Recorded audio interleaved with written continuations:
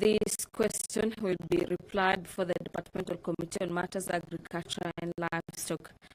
The Speaker of the National Assembly, Honorable Moses Wetangula, is in the chamber this afternoon. I now hand you over so you can follow up on the live broadcast of the National Assembly. Enjoy your viewing and good afternoon.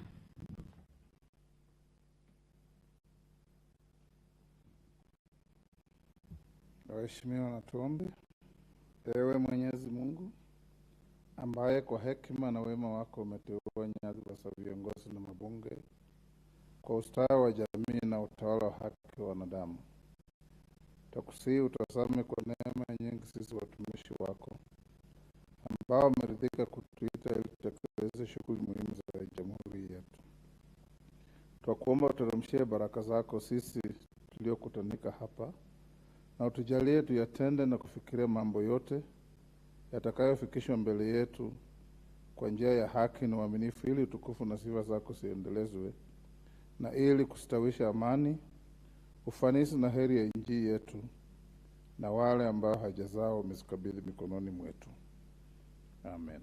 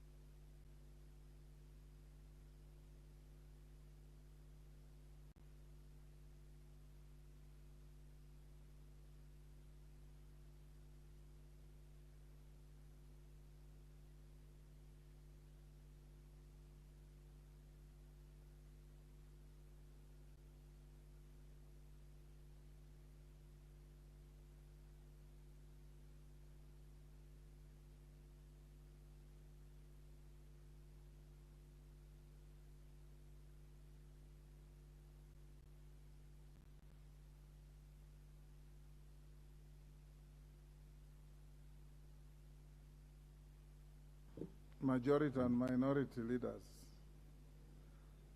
In the old days, when the division bell rang, you would see the whips racing out to go and look for members.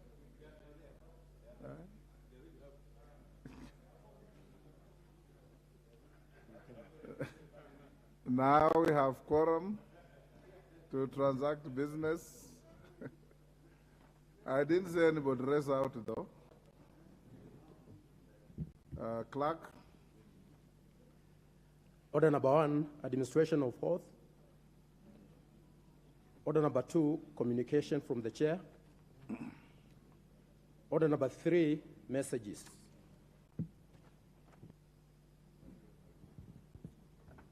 Honorable members, I wish to convey a message from the President on nomination of a person for appointment as a member of the National Gender and Equality Commission. Honorable members, pursuant to the provisions of Standing Order number 42, I wish to convey the following message from His Excellency the President regarding the nomination of a person for appointment as a member of the National Gender and Equity Commission.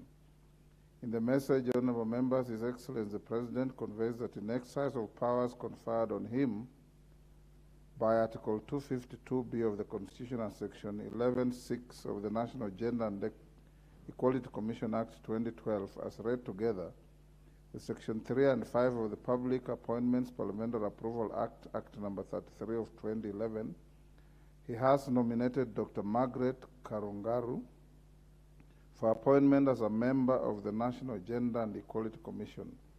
The President now seeks the approval of the nominee by this House. Honorable members, Standing Order 45 provides that upon receipt of notification of a nomination for appointment, such a nomination shall stand committed to the relevant departmental committee for consideration. In this regard, I hereby refer the message from His Excellency the President, together with the CV, the report of the Public Service Commission, and other testimonials of the nominee to the Departmental Committee on Labor for consideration. Honorable members, it's important to note that Section 8 of the Public Appointments Parliamentary Approval Act 2012 provides that the committee to which such nomination is referred, notably Section 11(6) of the National Gender and Equality Commission Act 2012, provides for a lesser period, being 21 days. In this regard, the committee should undertake approval hearings and submit its report within 21 days, as provided for in the National Gender and Equality Commission Act. The law, however, allows for an extension of this period should need arise. In view of the foregoing, honorable members, the committee is expected to immediately commence the approval process, notify the nominee and the general public of the time and place for holding the approval hearings. Thereafter, upon conclusion of the hearing, table its report on or before Wednesday, 5th April 2023, to enable the House to consider the matter within the statutory timelines. I thank you.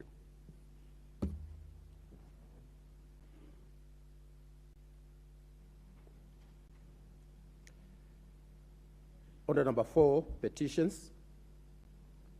Order number 5, papers. Majority Leader. Thank you, Honorable Speaker. I beg to lay the following papers on the table of the House today, Wednesday, March 15, 2023, the afternoon sitting. 1, report of the Auditor General and financial statements in respect of the following institutions and the year ended for the year ended 30th June 2018 and the certificates therein. Institute of Human Resource Management and Masai Mara Technical and Vocational College. 2, reports of the Auditor General and financial statements in respect of the following institutions for the year ended 30th June 2019 and the certificates therein. Runyanja's Technical and Vocational College and the Institute of Human Resource Management. 3, reports of the Auditor General and the financial statements in respect of the following institutions for the year ended 30th June 2021 and the certificates therein. Tana Water Works Development Agency, Laikipia University, Kenya Industrial and Development Institute, Bandari Maritime Academy, Southeastern Kenya University, Machakos University, IDB Capital Limited, Kenya Nuclear Regulatory Authority, Samburu Water and Sanitation Company Limited, and the University of Nairobi Enterprises and Services Limited. 4, reports of the Auditor General and the financial statements in respect of the following institutions for the year ended 30th June 2022 and the certificates therein. Kisii Water Supply and Sanitation Projects, ORI 011/KE/21. B, Trilateral Development Corporation in Kenya, Water and Sanitation Sector Projects, credit number BMZ 201365352 Lake Victoria South Waterworks Development Agency. C, Kenya Livestock Commercialization Project Loan number 2,000,03565 and 2,000,03566, State Department for Livestock. D, Microfinance Sector Support Credit Project, credit number CKE 300401E and CKE 601001E, the National Treasury. E, Nairobi Sanitation Output-Based Aid, OBA Projects, IDA Grant number TF014251 and number TF0A5607, Nairobi City Water and Sewerage Company Limited. F, Financing Locally Led Climate Action Program, credit number IDA 690TF B6810-KE P173065. And G, Financial Sector Support Projects, IDA credit number 5627-KE, the National Treasury. H, Support to Water and Sanitation Services in Peri-urban Area, loan number BMZ 2013.6543.6, Ardhi Waterworks Development Agency. I, Nairobi Rivers Basin Rehabilitation and Restoration Program, Sewerage Improvement Project, Phase 2, AFDB, loan number 2000-200-3407, and ADF loan number 21001500405550, Ardhi Waterworks Development Agency. I, Nairobi Water Distribution Network Project, credit BMZ number 2020.82.527/KV26833, Ardhi Waterworks Development Agency. And lastly, the Northern Collector Phase 1, additional rehabilitation and development of the network, Ardhi Waterworks Development Agency. Thank you, Honorable Speaker. Thank you. The Honorable Beatrice Elachi, Select Committee on the National Government Constituencies Development Fund. I don't see Honorable Elachi. Any member of that committee? Just to lay the report on the table. Majority, in the interest of time, you can do that for them.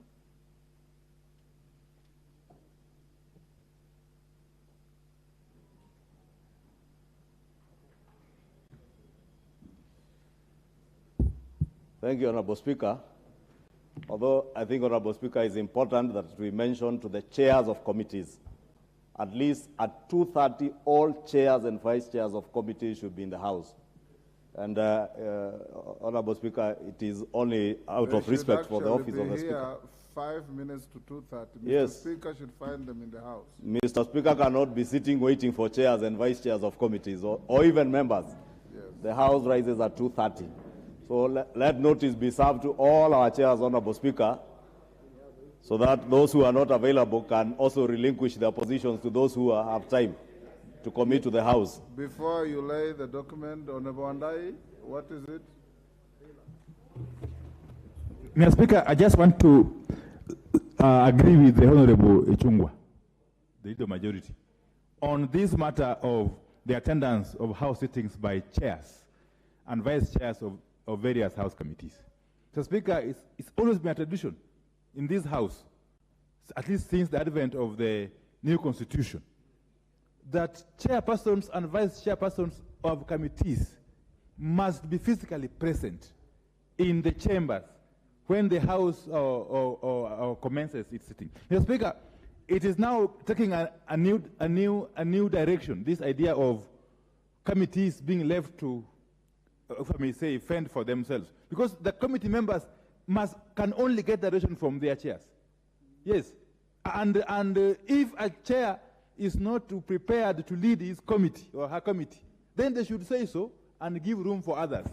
Okay? Otherwise, this idea of abdicating responsibility every now and then is going to leave a very, very bad precedent in this House, Mr. Chair. I want you to put your foot down, Mr. Speaker. And I mean all chairs, including those who chair oversight committees, audit committees, who are from my side of the coalition. They have to be here. They have got no excuse. Thank you. Yes, thank you, Mr. Speaker. To all chairs, the French say, noblesse oblige. Nobility carries obligations. When you are given a responsibility, it has attendant obligations. In fact, majority and minority leaders, if the chairman of committees who are responsive to time of the House, we would never be sitting here to ring the bell for quorum, because they alone constitute more than enough members that constitute quorum. So proceed, and I would advise you to crack your whip where necessary. Thank you. Thank you, Honorable Speaker. Order. Order. I hear, Honorable Speaker. Honorable Speaker, we shall indulge our chairs, but today being the last time, we're indulging them. Honorable Speaker, even myself, I do get late, and because we also have other responsibilities for our constituencies. For instance, this morning, I was not in the House, but I made sure even if my deputy was not here or the chief whip, at least I asked a chair of another committee, Honorable Chepkonga, to lay papers on my behalf, since I was going to give bursaries to the people of Kinoo Ward, who have told me to pass their greetings to the House and say that they are firmly behind this government and they shall not be intimidated by anybody. Honorable Speaker, I beg to lay the following papers on the table of the House today, Wednesday, March 15, 2023, on behalf of the Chair of the National Government Constituency Development Fund, report of the Select Committee on National Government Constituency Development Fund on the list of nominees to the National Government Constituency Development Fund committees for 3 constituencies. Thank you, Honorable Speaker. Next order. Yes, Honorable Kamren, what is out of order? Can you give Honorable Kamren the mic? Thank you, Mr. Speaker. I thought, Mr. Speaker, it is in order when you are accused, you'll be given chances to defend yourself. Being the chair and vice chair, it is good to be heard because we have been present, Mr. Speaker, and nationally we shall look like we are not been present. We have been present, Mr. Speaker. Honorable Kamren, we know you are present. The roll call doesn't have to be physical. Every time you enter the chamber, your presence is automatically recorded and the roll call is with these clerks. So we know who is here and who isn't here.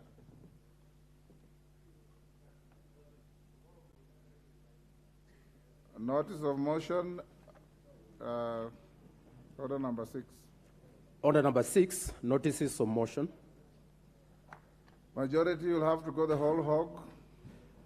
Thank you, Honorable Speaker. Again, on behalf of the Chair of the Select Committee on National Government Constituencies Development Fund, I beg to give notice of the following motion, that this House adopts the report of the National Government Constituency Development Fund on 3 constituency committees laid on the table of the House on Wednesday, March 15, 2023, pursuant to the provisions of Section 43, subsection 4 of the National Government Constituency Development Fund Act 2015, and paragraphs 5, 2, and 10 of the National Government Constituencies Development Fund Regulations of 2016, approves the list of nominees for appointment to the following 3 constituency committees of the National Government Constituency Development Fund. 1, Garissa constituency, and I see the member for Garissa is here. Mbere North constituency. Narok East constituency, I see the member for Narok East is here. Honorable Speaker, again, it is customary for this House that if a member whose list of nominees is being approved by the House is not in the House, that matter stands dropped, because we cannot pass your list and you are not present in the House yourself. So notice be served to the member from Mbere North, who is not in the House now, that at the time we get to this motion, should he not be in the House, then his list will stand dropped. Thank you. Honorable Member Mark Mwenje. Thank you, Honorable Speaker. I beg to give notice of the following motion, that aware that lack of access to ownership of productive assets in particular to land, is one of the very serious sources of economic and social insecurity for Kenyans. Further aware that many communities, particularly in rural areas and informal settlements in urban areas, depend on land for their production and livelihood, and therefore landlessness affects the ability to secure basic needs such as food, shelter, and clothing. Concerned that for urban low-income dwellers, the only way of accessing land to put up their dwellings has been to take up residence on land that is unfit for human habitation.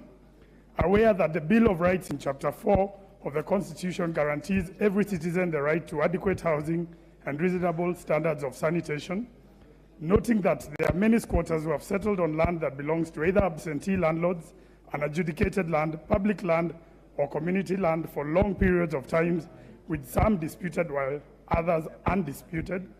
Concerned that the issue of land settlement in many urban areas, particularly in the informal settlements, has remained unresolved, with numerous persons remaining squatters.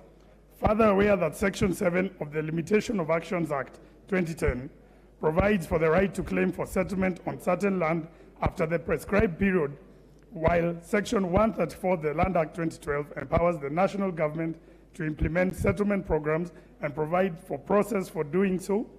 Recognizing the need for the Ministry of Lands to hasten the process of identifying parcels occupied by squatters where there are no disputes from any party, this House resolves that the government develops and implements a policy for regularization of the settlement of squatters within a period of 2 years in accordance with the provisions of Part 9 of the Land Act 2012 to address the challenges faced by squatters across the country. Thank you, Honorable Speaker. Thank you, Honorable Mwenja. Before I go to the next order, Honorable members, I wish to acknowledge the presence in the Speaker's gallery 4 staff members from Makueni County Assembly. You may stand to be acknowledged. You are welcome to the House of Parliament. In the public gallery, I wish to acknowledge the presence of the Star Sheikh Academy from Mavoko, Machakos. On your behalf and on my own behalf, I welcome our visitors to the House of Parliament. And next order. Order number 7, questions and statements. Questions. We start with a question by Honorable Mary Maingi, MP. Member for Mwea. Thank you, Mr. Speaker, for giving me this opportunity to ask my first question in this August House. Yes, Kamket, what's out of order? Give Kamket. Mr. Speaker, we recently passed the amendment to the standing orders. When are we likely to get the CSS to come and answer these questions? Honorable Kamket, if you are passed, then you should have known the effective date. Because the motion had an effective date, which is later this month.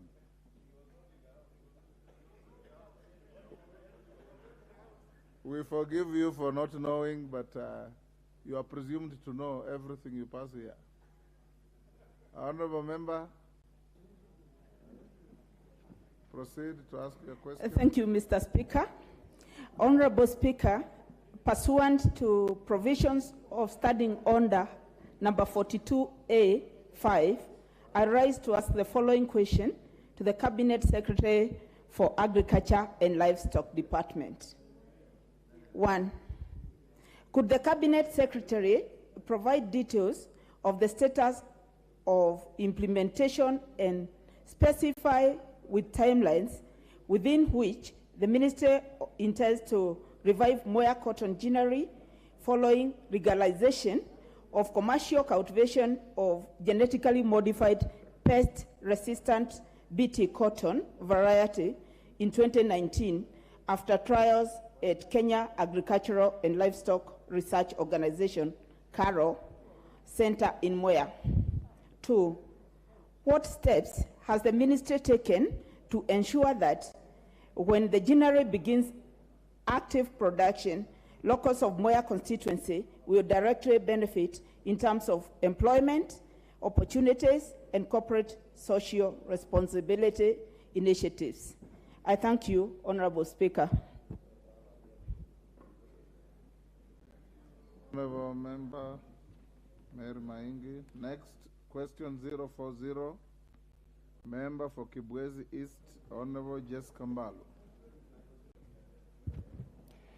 Thank you, Honorable Speaker, for the opportunity. And pursuant to the provisions of Standing Order number 42R5, the following, I rise to ask the following question to question number 40 of 2023 to the Cabinet Secretary for Energy and Petroleum. Number 1, can the Cabinet Secretary provide details of the number of public utilities, including primary and secondary schools in Kibwezi's constituency, that are not connected to the electricity, and the steps being undertaken to connect them to the national grid? Honorable Speaker, number 2, to outline the measures that the ministry has put in place to either service or replace faulty and obsolete solar PV systems that were installed to supply uninterrupted power to various public institutions in Kibwezi's constituency, and particularly primary schools where power is critical for the implementing of the digital learning program. Number 3, Honorable Speaker, that the Cabinet Secretary provides a status report on electrification projects for other areas in Kibwezi's constituency that are not connected to electricity, and the plans being undertaken to ensure that the areas get connected to the national grid. I thank you, Honorable Speaker. Thank you, Honorable Jessica. Question 044, the member for Teso North, Oku Kaunya. Thank you very much, Mr. Speaker. Mr. Speaker, I rise to ask question number 044 to the Cabinet Secretary for Education. Could the Cabinet Secretary, 1, consider incorporating the competence-based curriculum into the 844 curriculum as a way of addressing the challenges that have affected the smooth transitioning from 844 to CBC system? 2, could the Cabinet Secretary confirm whether the ministry will meet the full cost of implementing the CBC, particularly the purchase of resources necessary for carrying out the CBC lessons? 3, state the measures that the ministry is taking to ensure that all the 1.2 million grade 7 learners transition to junior secondary school. Number 4, Honorable Speaker, could the Cabinet Secretary explain the fate of the infrastructure that was early established in secondary schools using public funds in readiness for the junior secondary schools, which are now domiciled in primary schools? I thank you, Mr. Speaker. Thank you, Honorable Kaunya. Question 045, member for Yatta, Honorable Robert Basil. Thank you, Mr. Speaker. I rise to ask question 045 of 2023 to the Cabinet Secretary for Education. Could the Cabinet Secretary explain the criteria applicable to deployment of principals in junior secondary schools? Question number 2, when will the teachers who have served as principals or deputy principals in acting capacities beyond the statutory 6 months be substantively appointed in those positions? Thank you, Mr. Speaker. Thank you, Honorable Basil. Question 046, the Honorable Member for Bahati, Irene Njoki. Can you give the honorable member the mic? There you are, Mheshimiwa. Thank you, Honorable Speaker. Pursuant to the provisions of Standing Order 42A5, I rise to ask my question to the Cabinet Secretary for Interior and National Administration. Could the Cabinet Secretary explain the steps that the government has taken to fight against the proliferation of illicit brews in Bahati constituency, including steps being taken to eradicate their production and sale? Question number 2, could the Cabinet Secretary explain mechanisms put in place to enforce proper disposal of illicit brews nabbed by police during swaps to ensure that the product does not find its way into circulation? Thank you, Honorable Speaker. Thank you, Honorable Njoki. Statement by the member for Kitui Central, Makali Mulu. Thank you very much, Honorable Speaker. Honorable Speaker, pursuant to Standing Order 43, on behalf of the Commonwealth Parliamentary Association Kenya branch, I wish to make a statement regarding Commonwealth Day 2023. Honorable Speaker, Commonwealth Day 2023 was marked on Monday, 13th March 2023, throughout the Commonwealth, across the CPA's 9 regions and 180 parliaments and legislatures. The day is the annual celebration of Commonwealth of Nations, often held on the second Monday in March, and aims to unite 2.5 billion Commonwealth citizens in celebration of their shared values and principles, and in pursuit of a common future centered on sustainability and peace. The theme of the Commonwealth Day 2023 was Forging a Sustainable and Peaceful Common Future, which combines the active commitment of the Commonwealth to support the promotion of peace, prosperity, and sustainability, especially through climate action, to secure a better future for the young people and to improve the lives of all Commonwealth citizens.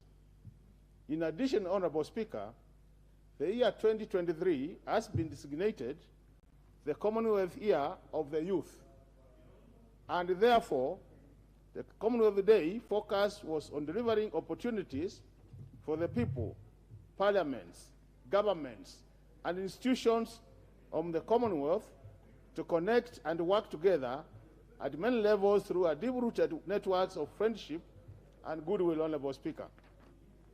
Honorable Speaker, this is the first Commonwealth Day since Her Majesty passing on, and the first presided over by His Majesty King Charles III as King and head of the Commonwealth. Further, Commonwealth Day 2023 marked the 10th anniversary of the signing of the Commonwealth Charter, which was signed by Her late Majesty Queen Elizabeth II on 11th March 2013. Honorable Speaker, as I conclude, I urge all of us that moving forward, Kenya adheres to the theme of the Commonwealth Day 2023 and commits to supporting the promotion of peace, prosperity, and sustainability, especially through climate action, so as to secure a better future for our young people and improve the lives of all our people. Lastly, Honorable Speaker, I take this opportunity to inform the House that one of the top issues on the agenda of the CPA is to the change of legal status of the association from being a charity registered under British law to adopting a new legal status as an international interparliamentary organization. This change of legal status, Honorable Speaker, seeks to enable the CPA continue to achieve its ambitions for the future. I thank you, Honorable Speaker. This statement is signed by yours truly, Honorable Dr. Makali Mulu, Kitui Central, member of the CPA Executive Committee and Senior Regional Rep, Africa Region. Thank you, Honorable Speaker. Thank you, Honorable Makali. Next order. Order number 8, motion, report on the consideration of the 2023 medium-term debt management strategy. Question to be put. Order, honorable members. Order, honorable members. This order was debated and responded to, and is only putting the question, and I now put the question, which is that this House adopts the report of the Public Debt and Privatization Committee on its consideration of the 2023 medium-term debt management strategy laid on the table of the House on Thursday, 9th March 2023, and pursuant to the provisions of Section 15(4) of the Public Finance Management Act 2012 and Standing Order 232A 7 and 8, approves the 2023 medium-term debt management strategy, and B, makes the policy and financial resolutions contained in the first schedule to the order paper.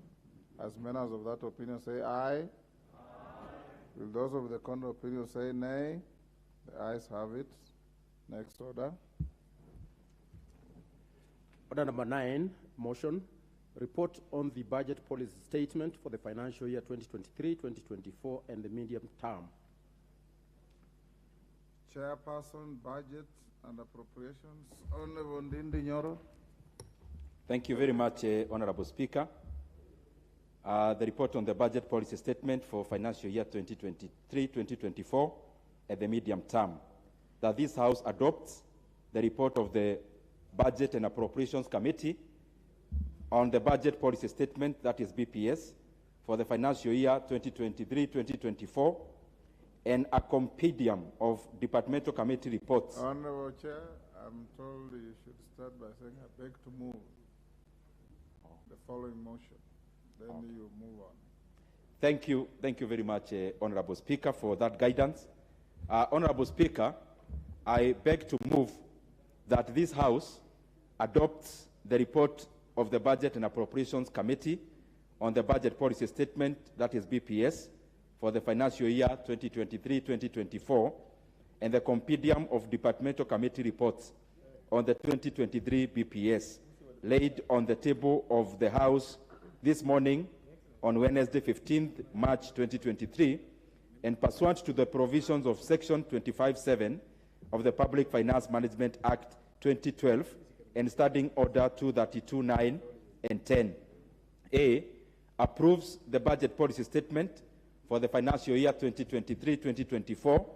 B, makes the following financial resolutions with respect to the BPS 2023-2024 at Kenya shillings 2,252,577,400,000, of which, number 1, executive, Kenya shillings 2,189,181,400,000, of which Office of the Auditor General at Kenya shillings 7,698,700,000.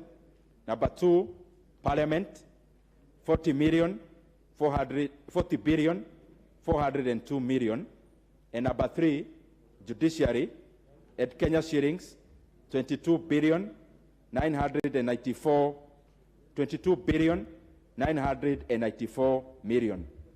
2, resolves that the allocation of the county government equitable share be approved at a Kenya shillings 385,424,616,047 Kenya shillings. Approves the equalization fund at Kenya shillings 7,867,000,000.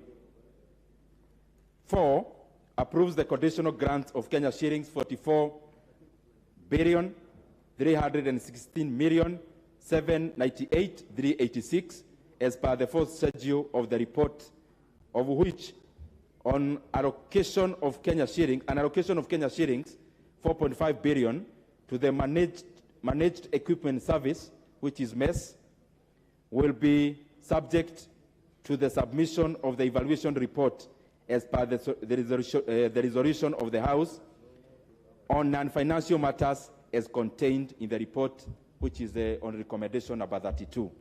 5, orders that the second schedule to the order paper forms the basis for the ceilings for financial year 2023-2024 budget estimates. And 6, resolves that the financial resolutions forms the basis for the 2023-2024 budget estimates. C, makes the policy resolutions contained in the third schedule to the order paper, that is bracket non-financial recommendations relating to the budget policy statement for the financial year 2023-2024. Honorable Speaker,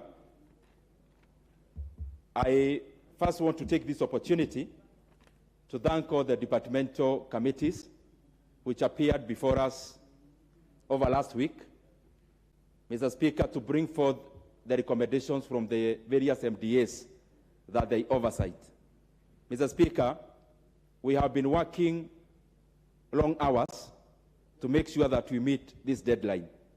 And Mr. Speaker, for the avoidance of doubt, even before I go to the main body of today's motion, Mr. Speaker, we have been in a sprint inside a marathon.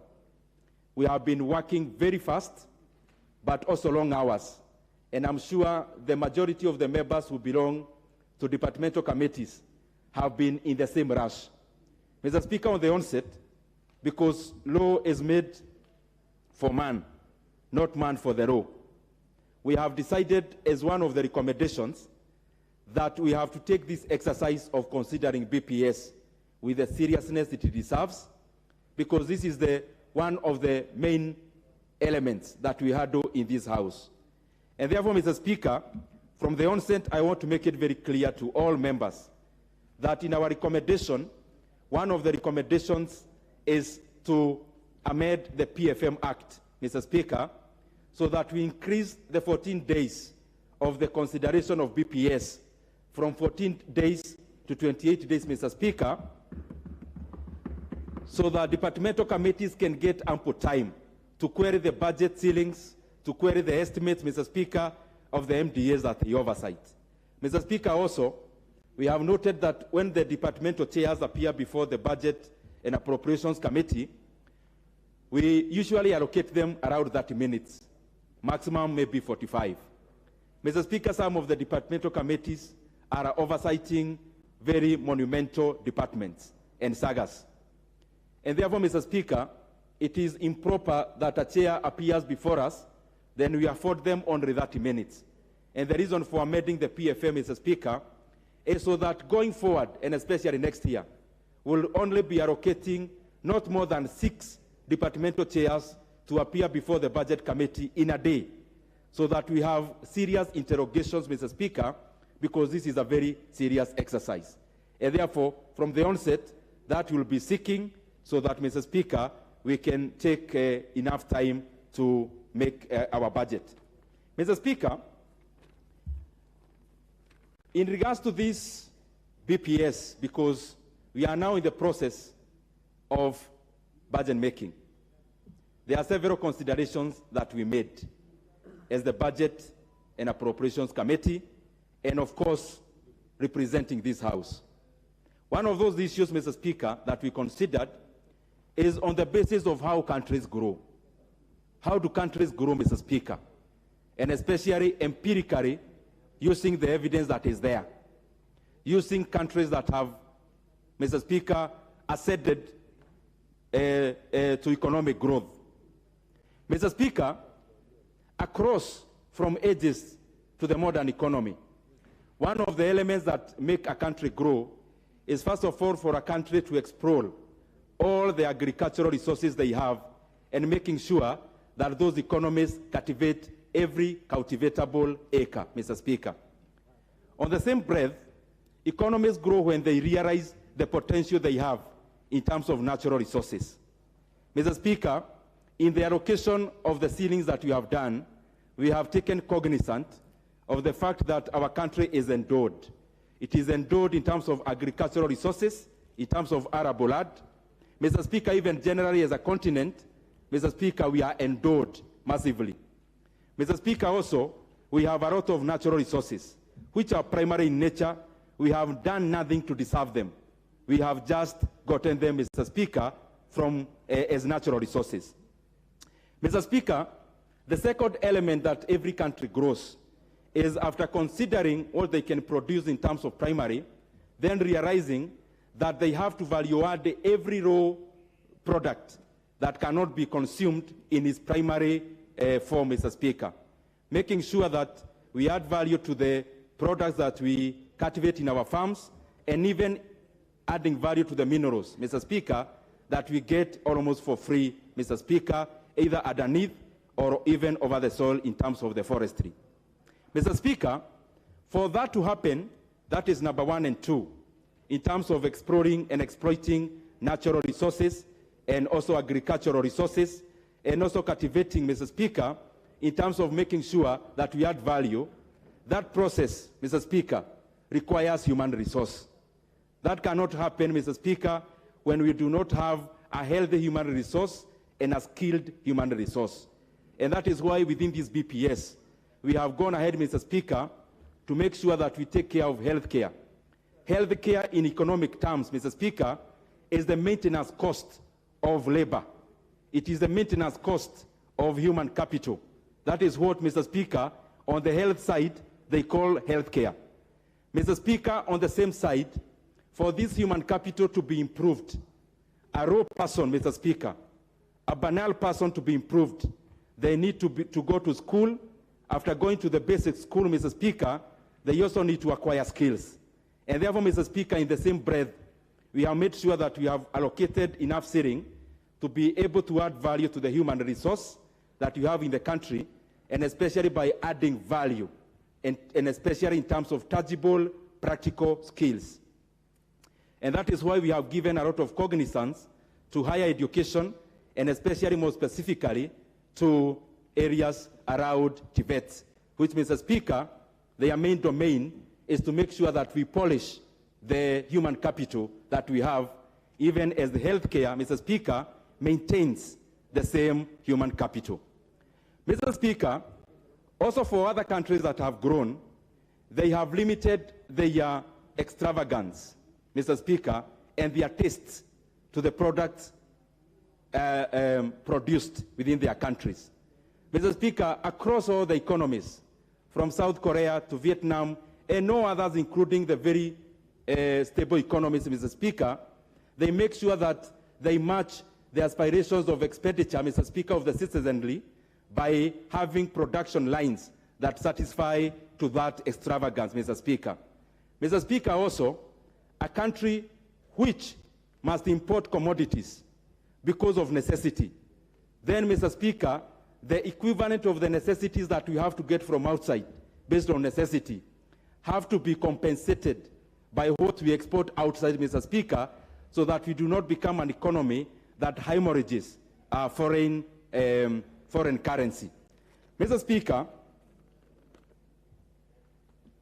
in fact, economically speaking, it is more plausible to pay 20 shillings for a product, the money that will remain within the country, than to pay 10 shillings for the same product for money that will take a flight.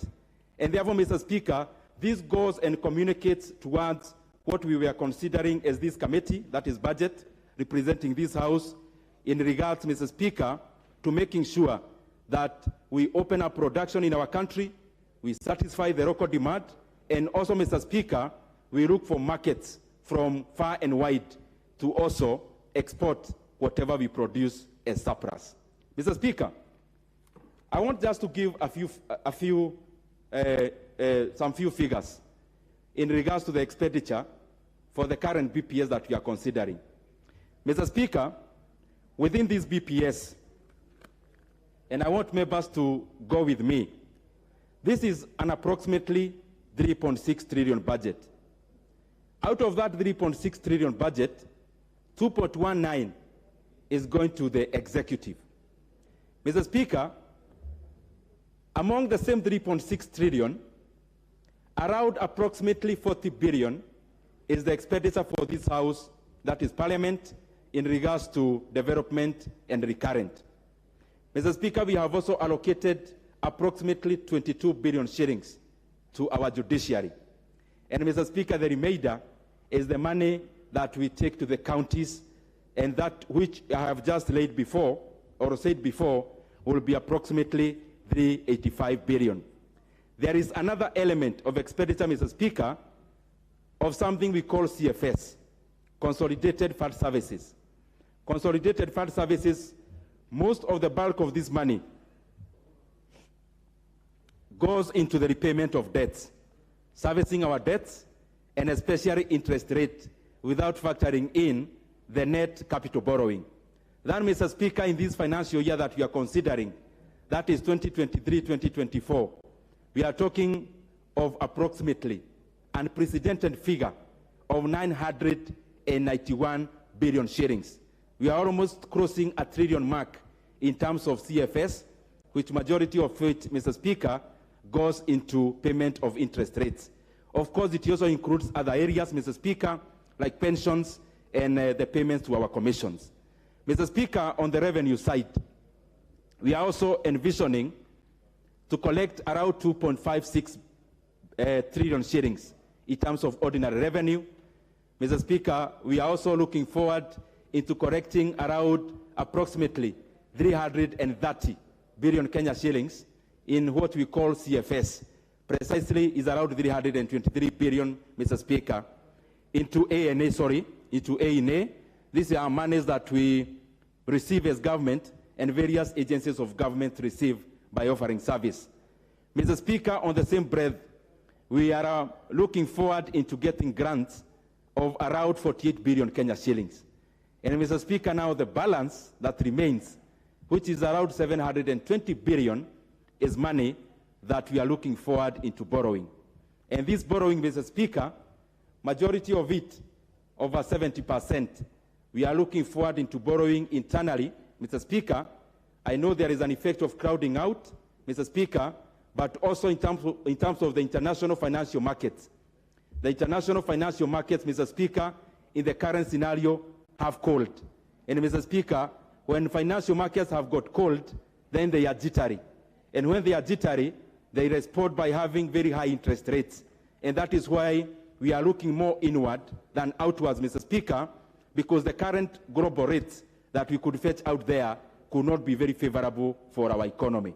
Mr. Speaker,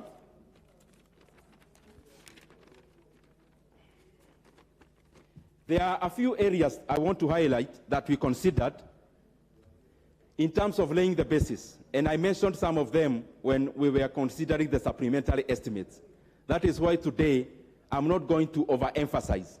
Mr. Speaker, the current scenario in terms of our economy, we are still reading through the effects, Mr. Speaker, of the pandemic that has ended, but the effects have not ended. Mr. Speaker, our country is facing a very severe drought and famine. Mr. Speaker, definitely that compounds the issue of inflation, Mr. Speaker. And also, there is another global trend of the strengthening of US dollar, Mr. Speaker, that is making all the other foreign currencies, Mr. Speaker, lose ground in comparison or comparative to the greenback. Mr. Speaker, these are very fundamental factors, and of course in putting the fourth one, which is what is happening in Europe. Mr. Speaker, because the economy sometimes deals with facts, Mr. Speaker, some of these issues may feel like repetition. It is because the economy we discussed a month ago, it is the same economy we are confronting today. And some of these realities, Mr. Speaker, have not changed. What we have seen, Mr. Speaker, that we need to take cognizance of as this House, as the Budget Committee, as a country, is that when we have shocks, like the shocks that I have mentioned there before, which prolongs for a long time, which takes too long, Mr. Speaker, sometimes interventions may not work. Sometimes policies are the ones that can work. When you have prolonged shock, Mr. Speaker, they then cease to be shocks, and therefore they are not to be tackled through interventions. Then we have to create policies that will confront these kind of prolonged shocks, Mr. Speaker, because they cease to be actual shocks. And that is what we try to do by setting the current ceilings. Mr. Speaker, I don't want to take too long today, but I just want to highlight just a few things. Number one, we foresee an economy that will be growing at around 6% in 2023, which is a good thing, and especially given the fact that the global economy will be growing at partly around 2%. Mr. Speaker, another fundamental thing that I want to bring forward to this committee is that as we consider the ceilings, we are also considering, Mr. Speaker, the linkages among the various sectors within the economy. That is why we are considering agriculture, MSME, housing, healthcare. And because I see the lights are on, Mr. Speaker,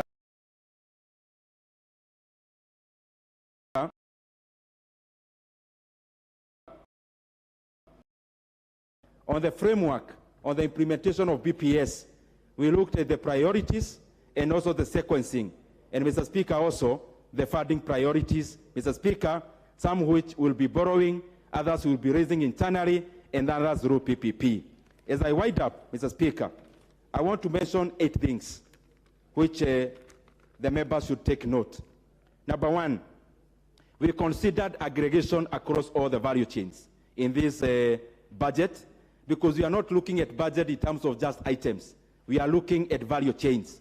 Aggregation and give the chair 3 minutes. Thank you very much, Mr. Speaker. Number one is aggregation, which is both in agriculture and MSME in terms of production. Number two is skill development, which I mentioned before, in terms of making sure our TVETs are well equipped to be able to equip skills to the Kenyan youth. Number three, Mr. Speaker, is the issue of JSS, junior secondary schools, and CBC, which we have been able to allocate enough seating to cater for capitation and also to cater for the gaps that there are in terms of infrastructure. Number five, Mr. Speaker, after consultations even with the executive, and I want members to give some keen eye on this. Mr. Speaker, one of the recommendations that we have made, and it is in tandem with even the executive, is that as we implement the infrastructure funds that is usually given to the Ministry of Education, the bit of implementation going forward will always be channeled through NGCDF. Mr. Speaker, also, on these current ceilings, we have also added Kenya shillings 1 billion towards National Government Affirmative Action Fund, Mr. Speaker, to take care of the funds that our women reps oversee. Mr. Speaker, there is something also very interesting that this House should take note of. The current CDF as a fund is just approximately 44 billion. Mr. Speaker, we have gone forward to raise that base to approximately 53 billion Kenya shillings in the year 2023-2024. Meaning, Mr. Speaker, every constituency will be getting an average of 20 to 30 million additional, Mr. Speaker, to take care of the many needs in our constituencies. Mr. Speaker, we have also been able to amend the ceiling in terms of the roads infrastructure. The ceiling that was brought forward in this House by the Treasury. Mr. Speaker, because we represent constituencies that have got stored roads, Mr. Speaker, we amended that ceiling, Mr. Speaker, for the pending bill in terms of roads, so that our contractors can go back to site, on top of the money we appropriated in the supplementary estimates. Mr. Speaker, the ceiling that was capped by the Treasury was around 55 billion to go into roads. Mr. Speaker, we amended that to around Kenya shillings 70 billion by adding 15 billion to go into road construction.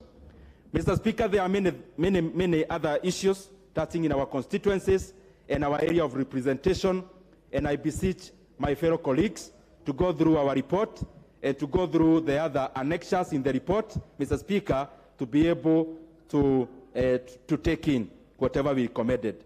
I want to thank you very much, Mr. Speaker, and thank the honorable members, because out of the input you give us on the daily basis, then we are enriched. Thank you very much, Mr. Speaker. Thank you, Honorable Chairman. Who is seconding you?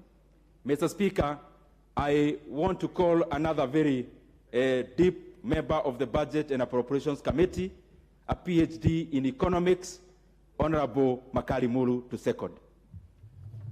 Honorable Makali Mulu. Yeah, thank you, Honorable Speaker. Honorable Speaker, let me start by thanking my chairman for that good moving of the motion. And Honorable Speaker said that this report is very detailed. Honorable Speaker, I would urge the honorable members to take time and read through this report. Basically because, Honorable Speaker, with the time allocated, we may not be able to say, oh, what is in the report. But there are a few things we want to highlight. And Honorable Speaker, just to, as a way of introducing the report, you all realize that we are working under very difficult economic times. So what we call the micro environment in which we are working is also shaky. And that means, Honorable Speaker, as we prepare this budget, there are a number of things we need to note. And it is important that as a House, we keep our eye on the things we are saying. I'll just be adding a few from what the chair said. So, Honorable Speaker, one of the things we have picked as we prepare this, we look at this BPS, is that we realize that a lot of MDS, Honorable Speaker, we are picking a lot of duplication of efforts in a number of MDS.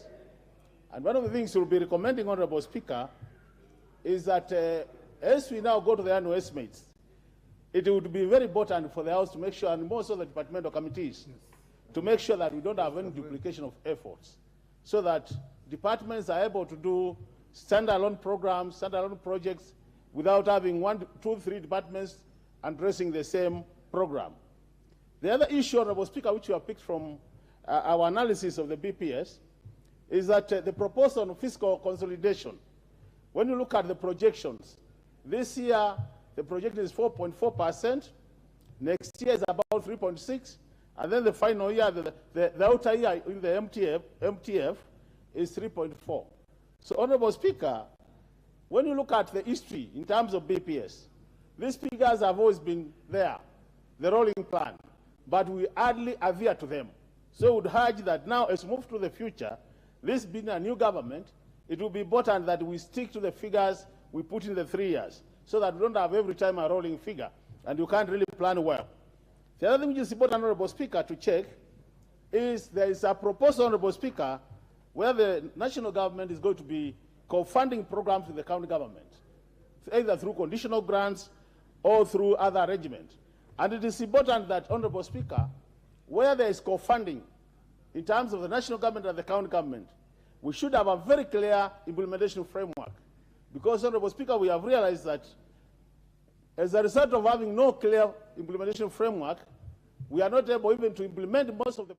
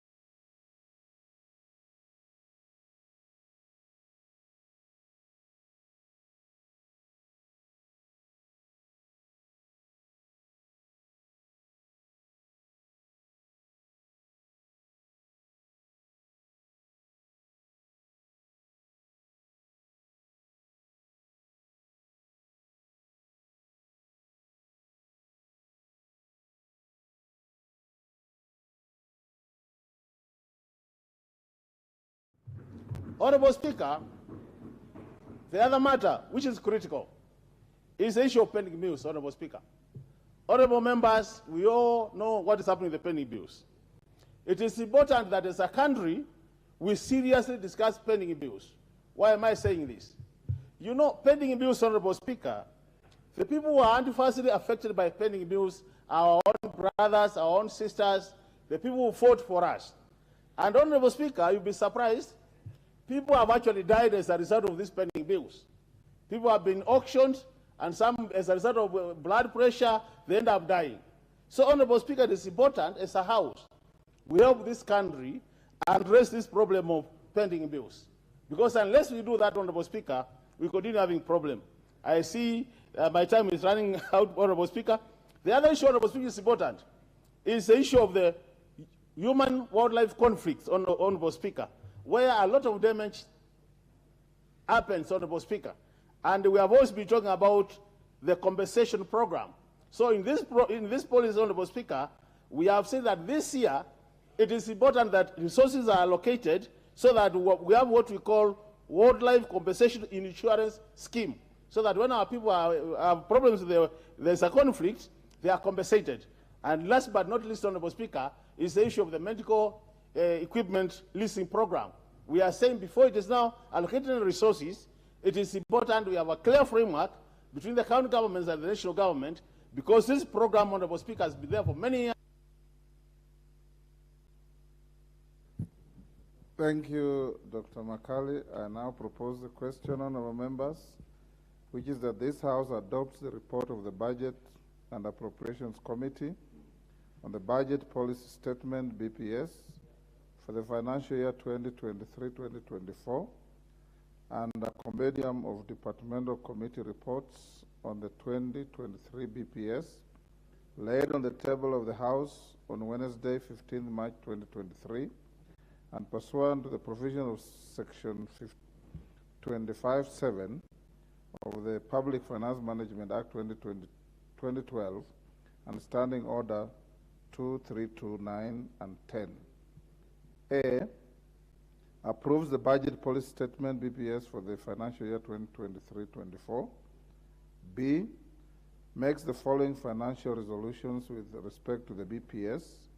1, approves the national government's budget ceiling for the year 2023-24 at 2,252,577,400,000,000, of which 1, executive, Kenya shillings 2,189,181,400,000, of which Office of the Auditor General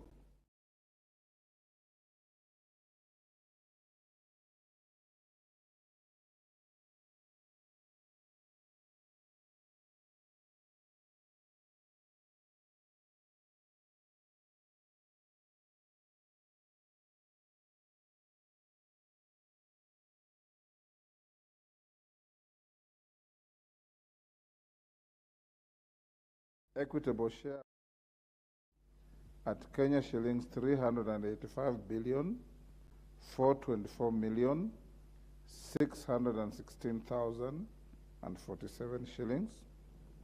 3, approves the equalization fund at 7,867,000,000.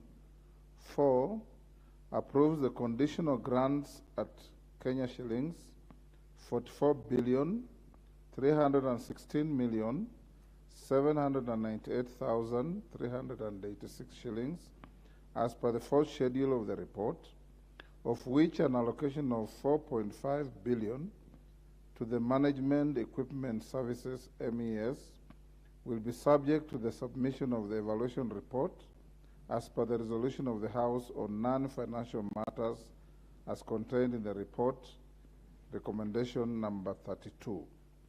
5, orders that the second schedule to the order paper forms the basis for the ceilings for the financial year 2023-24 budget estimates. And 6, resolves that the financial resolutions forms the basis for the 2023-2024 budget estimates.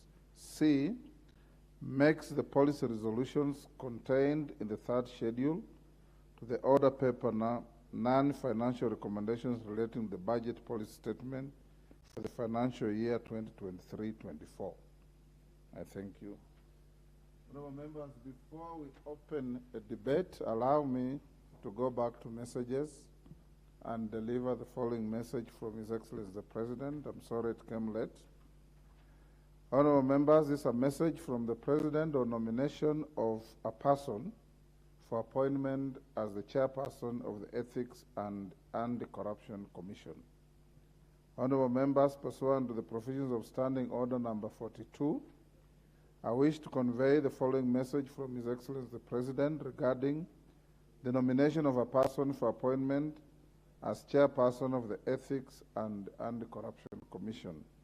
In the message, honourable members, His Excellency the President conveys that in exercise of powers conferred on him by Article 252B of the Constitution and Section 10(2) of the Ethics and Anti-Corruption Commission Act 2011, as read together with Section 3 and 5 of the Public Appointments Parliamentary Approval Act number 33 of 2011, he has nominated Dr. David Adang Oginde for appointment as the chairperson of the Ethics and Anti-Corruption Commission. The President now seeks the approval of the appointment by this House.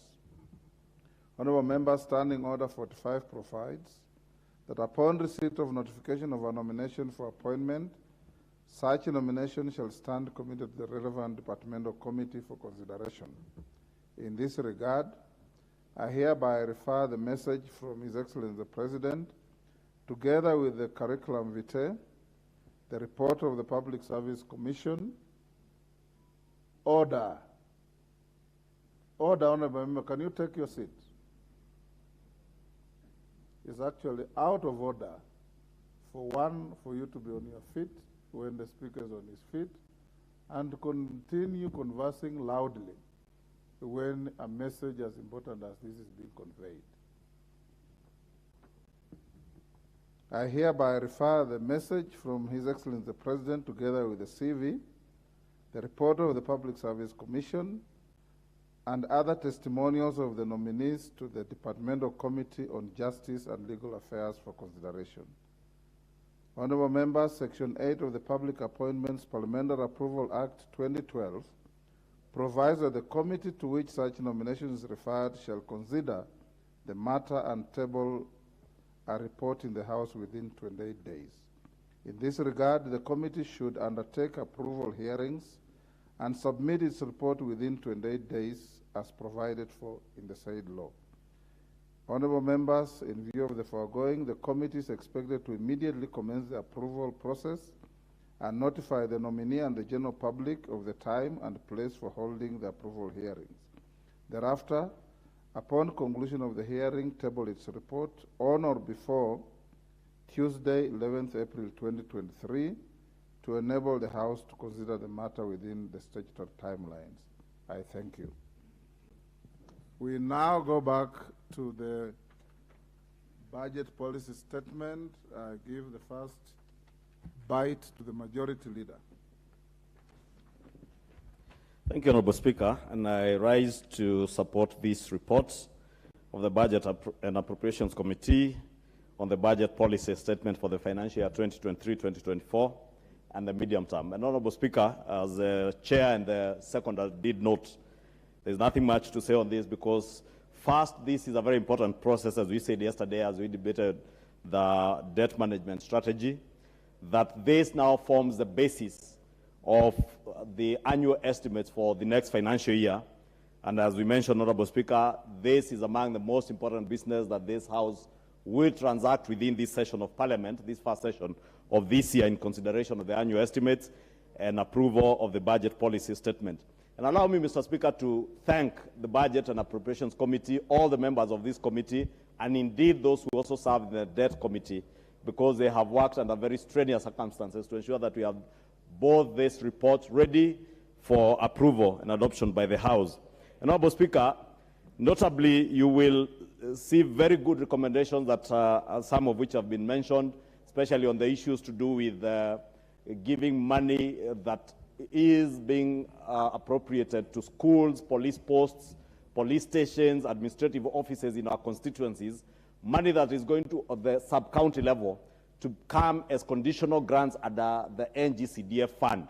Honorable Speaker, this is indeed very encouraging and commendable, and will see the actual implementation of projects, because government projects, Honorable Speaker, time and over time, Honorable Speaker, it has been noted, and even those in government do agree that the implementation of NGCDF projects is much more efficient, and even the value for money is better achieved when you implement such projects through NGCDF. Honorable Speaker, in the last regime, and the Honorable Makali Mulu sat with me in the Budget and Appropriations Committee, we tried to prevail on the then government to allow the construction of what they call, I think, the 10,000 classrooms to be done through NGCDF. And there was a lot of resistance. And these projects dot all our constituencies in our schools. Some at 30%, others 60%, most, the best probably is at about 85% completion. Most of them are not complete. And the quality of workmanship done in many of those classroom projects implemented under the schools, the Ministry of Education infrastructure program, the quality is not as good as those that members of parliament supervise under the NGCDF committees. And therefore want to encourage that even for police stations, administrative offices for our DOs or our DCCs, it is better when this money comes through NGCDF. And I note that indeed the committee has made that recommendation. Honorable Speaker, more importantly, again, Honorable Speaker, when I served as the chair of the Budget and Appropriations Committee, and those who served with me who are still here, like the Honorable Sarah Correa, will bear me witness, successively in all our reports from 2017 October, we did indicate that there were no resources that were being committed to the Big Four agenda. And that is how the Big Four agenda, Mr. Speaker, came to die a natural, slow, but painful death to the people of Kenya. I am glad that the Kenya Kwanza administration under President William Ruto is not just about talk. That when we talked about the bottom-up economic transformation agenda, that through the office of the president, they have been able to narrow down to the value chains that will actualize this bottom-up economic transformative agenda. And they have identified the value chains that you see that the committee is now asking the MDAs, or ministries and departments and agencies of government, to ensure that they work together with the National Assembly, to ensure that the annual estimates that come in are value chain oriented. And if I dare mention, Honorable Speaker, some of those value chains are in areas that touch the lives of the people at the bottom of the pyramid. The leather industry, the dairy industry, textiles, Honorable Speaker, with the growth of cotton and ginning and processing of cotton, tea, rice, edible oils that have become largely out of reach for many Kenyans, Honorable Speaker. Building material sector, Honorable Speaker, that has a huge ripple effect on the economy. And also mining, and I did see the CS mining talking about support for mining at the very local level, so that those people we see every now and then being buried in Nyanza, in parts of Western, in mines that people work in that are not safe, can be supported. And of course, the blue economy that will go to support many of our people that work around our lakes. 1 minute to Just up. 1 minute, Honorable Speaker, to conclude that those who work around our lakes and oceans, Honorable Speaker, a huge and rich resource for our country that has not been exploited, that we shall now focus on those areas, Honorable Speaker. And I want to support, Honorable Speaker, and urge the House to support this report and indeed be keen as we engage with our MDAs during the annual estimates later this next month, the month of April, towards the end, and May. We ensure that indeed the National Treasury and MDAs abide to this resolution to ensure that our estimates are oriented to those value chains. Honorable Speaker, as I speak to our colleagues, to also encourage the people back in our yards to now identify projects within the annual estimates that will also be beneficial to their areas and also be beneficial to those who are keen on business. With these value chains, then you know where to direct your attention to if you're in business. If you are a prospective investor, then you now know the focus that government is focused on and be able to focus on those areas. With that, Honorable Speaker, I support. Rachel Nyamai, Kitui South.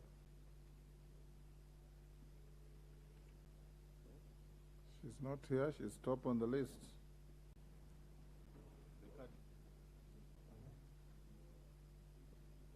Omboko Milemba.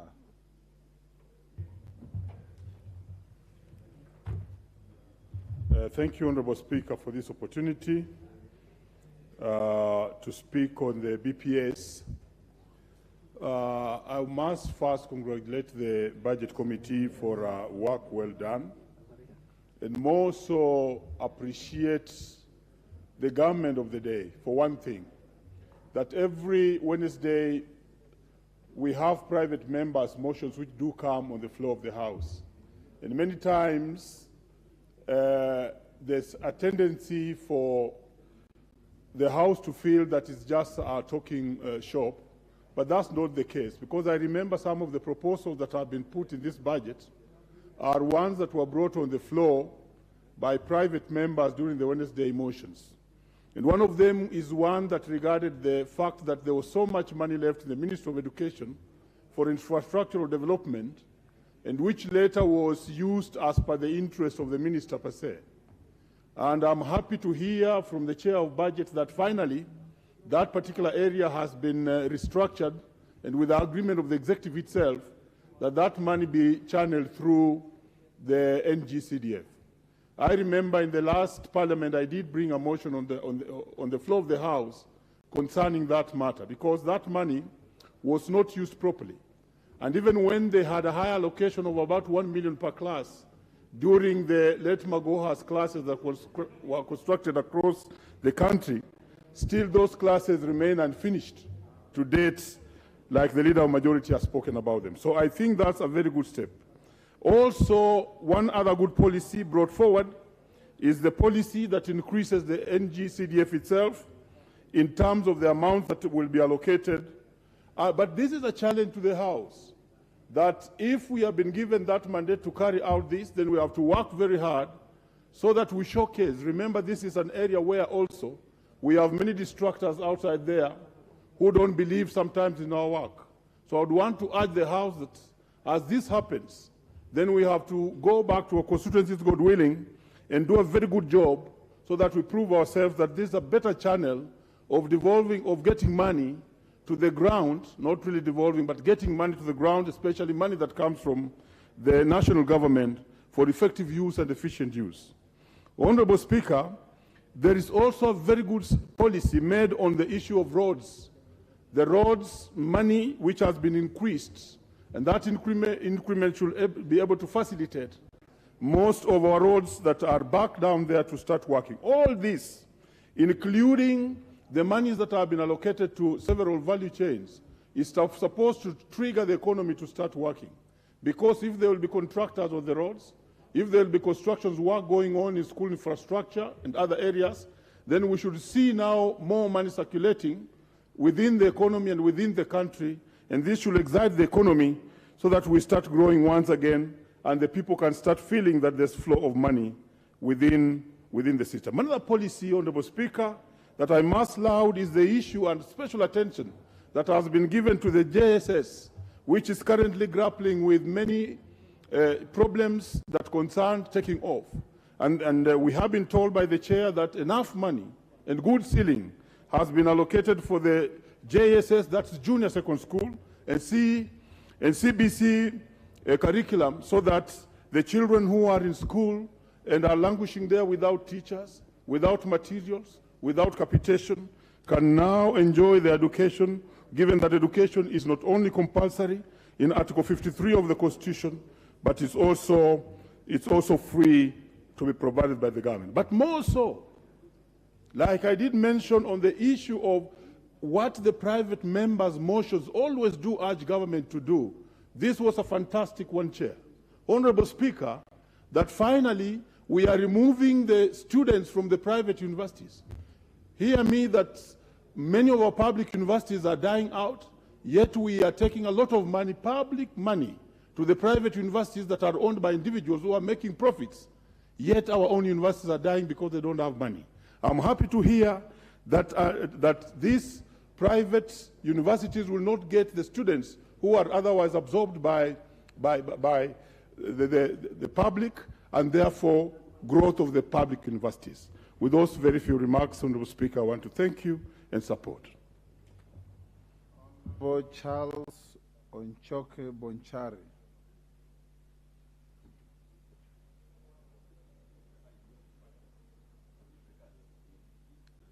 You know, members, when you log in to seek the permission of the chair to speak and you decide to walk out, it is better to disengage your card so that you don't clog the screen against members who are legitimately in the House.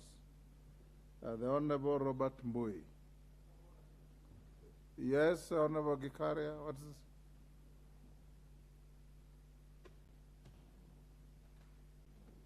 Honorable Speaker, maybe, I don't know, because in the morning I was here, same spot, and I put my card very early. I was just checking with the clerks. I was told I'm up number 6, again, just disappeared. So I am at intervention, it is not showing. Honorable Speaker, I think we also need, because as Ishoma was saying that we should be coming here by 2:30, I was here actually 5 minutes before that. And when you don't get an opportunity to speak again, it becomes, and of course, Honorable Speaker, we really want to support the agenda of this. So, it's important for them to check. If the cards are not working, then we could be told. You are nowhere on the screen, Honorable Yes, Gikaria. but it is on the 2 actually, blinking. You probably should relocate to a different seat. I will take your point of order as a constructive solicitation to speak. And I will consider you in that regard. Robert Mbui. Thank you, Mr. Speaker, and I hope my time hasn't been taken because there's very little time and so much to say. Mr. Speaker, first and foremost, I just want to say that this House has powers given to it by the Constitution. And I think, Mr. Speaker, it's important that Kenyans note that today we are dealing with the budget policy statement. We will come and deal with the budget of the country. And Mr. Speaker, I'm saying that because there seems to be sometimes some of us who forget that the power of the past is actually vested in us as members of National Assembly. And therefore that means that there is no one else outside this House that we can go to solicit for development other than to fight for it and put it in our budget. So Mr. Speaker, I'm saying that because those ones outside there are the ones that should be begging us for opportunities for development, not the other way around. Mr. Speaker, our strategies as a House must be Wanjiko Mweni friendly. And Mr. Speaker, I'm saying that because we have been elected as representatives of the people. We have the opportunity to deal with the budgets. So we must ensure that the prioritization of this government is things that are going to be beneficial to all our voters. Mr. Speaker, it doesn't matter which part of the country one comes from. All Kenyans have the same problems, the same challenges. The economy, when it does bad, it is doing badly in the north, it is doing badly in the south, it is doing badly in the east, it is doing badly in the west. So we must all rise up and work together to ensure that we hold this country to account. Mr. Speaker, on the issue of inflation, it's unfortunate that January last year, inflation was at 5.4%. January this year, it was at 9%, and it is rising. Mr. Speaker, I even sometimes wonder, when they talk about 9% increase, that would mean that something that was 100 shillings would be costing 109 shillings. The truth is, it is almost 50% in my estimate, because something that was 100 shillings is probably 150. So we have a problem of inflation, and that is something that we need to deal with. Mr. Speaker, maybe one of these reasons, because I've looked at these strategies here, and I've been asking myself, where is it that the common mwananchi's problems are being addressed? Where is it that the cost of living is being brought down? Where is it that the cost of unga is being brought down? Mr. Speaker, maybe that's why we have a date with Destiny on 20th, next week on Monday, because we are not dealing with the problems of the people. We must ensure that we deal with the problems of the people. I've looked at the 5 pillars. You know, 5 pillars touted as a bottom-up economic strategy, and it is a replica of the Big 4 agenda. And let me point out, one of the pillars is agriculture. On Big 4, they called it food security. One of the strategies, the other one, is housing and settlement. Big 4, they called it affordable housing. The other strategy is healthcare. Big 4, they called it universal healthcare. There is a point of order from the chair of the committee. Mr. Speaker, I'm wondering, is it in order for the honorable member to eloquently state that this House has the power of the purse, and therefore we can do anything around budget and the economy? He is a member of this House himself, and therefore that responsibility is actually on his shoulders, actually being a leader.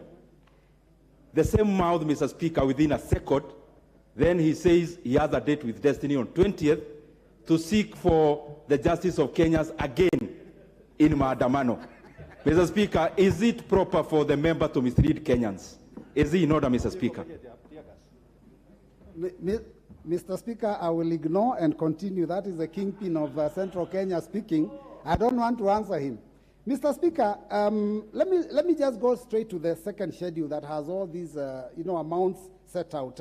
And I want to go to the one that talks about basic education.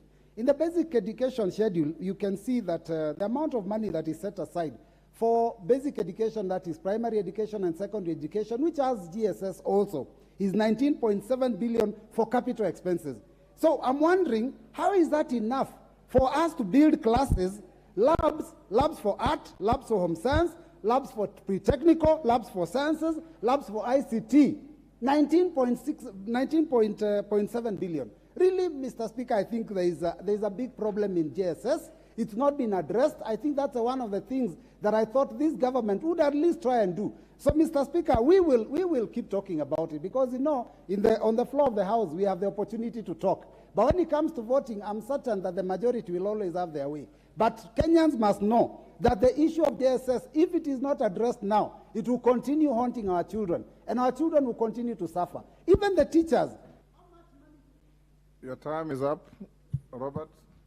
Honorable members, before I give the next member, the Corrigendum number 006 of 2023 on the message from the President on the nominee for National Gender and Equality Commission.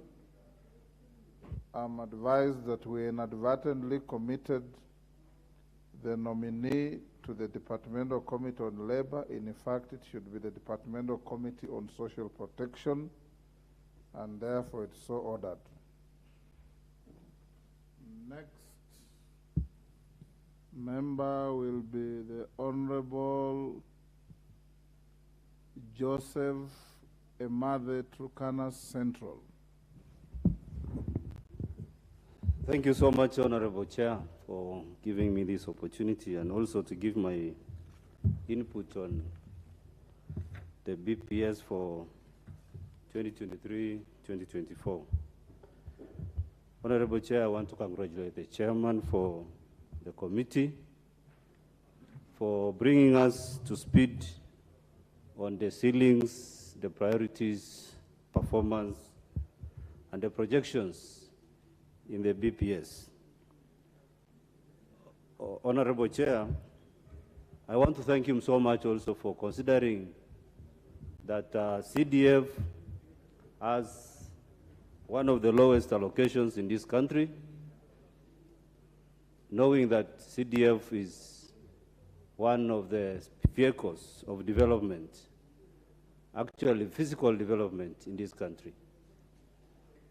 Honorable Chair, I also want to thank him so much for... Yes, Honorable. Yes, Honorable Member, what is out of order?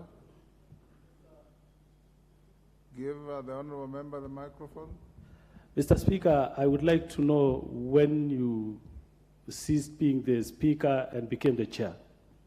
What is the difference? I need to know. I need to be guided. The difference is like day and night. The Speaker is not the chair of this session. He's the Speaker of the House.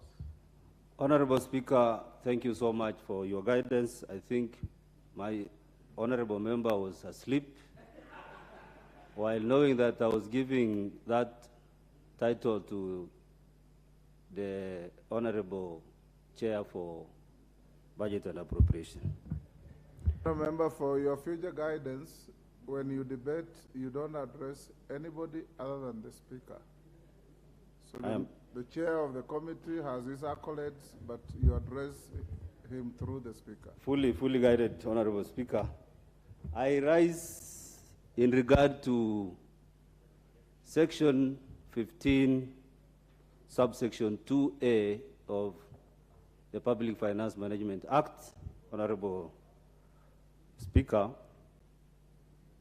that there is the need for the chair of the Committee, Budget and Appropriation, to help us understand how much of the budget has gone to development, because the Public Finance Management Act gives us the understanding that there must be a minimum of 30% of the total expenditure that must go to development.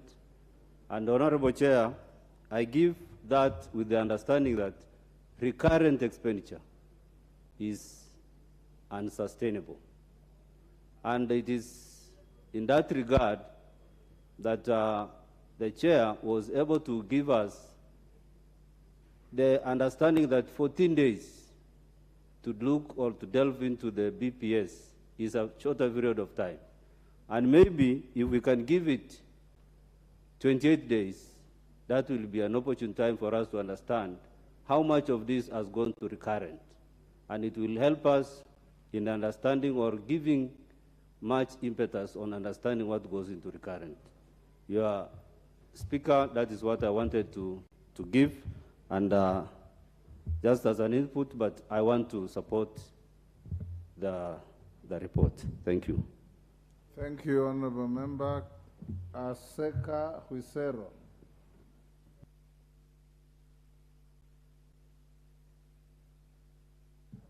Thank you, Honorable Speaker. Let me also join colleagues in supporting this budget policy statement for the financial year 2023-2024.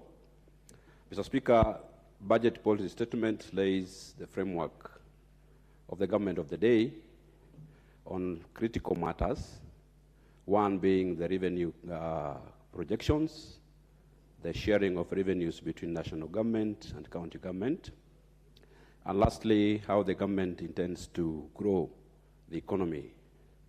Mr. Speaker, let me thank the departmental committees that did input into this report.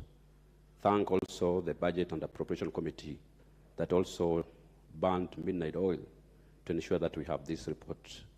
Looking at this document, Mr. Speaker, the current administration focuses its energy on 5 pillars. 1, agriculture transformation, where it intends to ensure that production of food is scaled up to fight and to secure the country against food insecurity.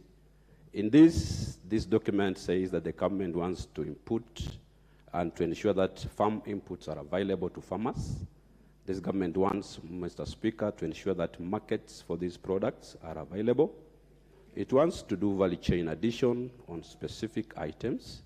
Mr. Speaker, if you look at the report, they talk about the rice, production of edible oils.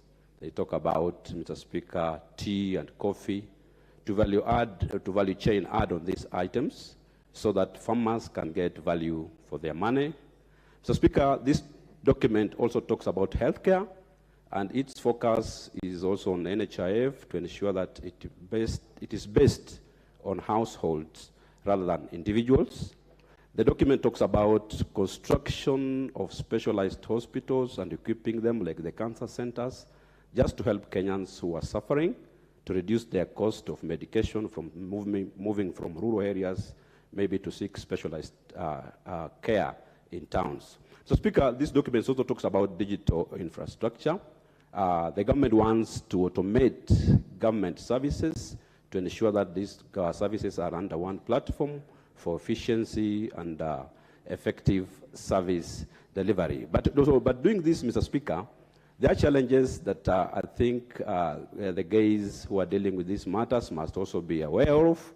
We have erratic weather conditions that, Mr. Speaker, may affect the intent to produce enough food. The meteorological department has given warnings on the erratic weather conditions. Rainfall may not be enough. So as much as we are looking at increasing production, we must also focus more on irrigation so that we ensure that that item is attained. Mr. Speaker, two, there are also issues with depleted foreign exchange, which will affect the economy. This must be addressed to ensure that the stability of our shilling, Mr. Speaker, is guaranteed.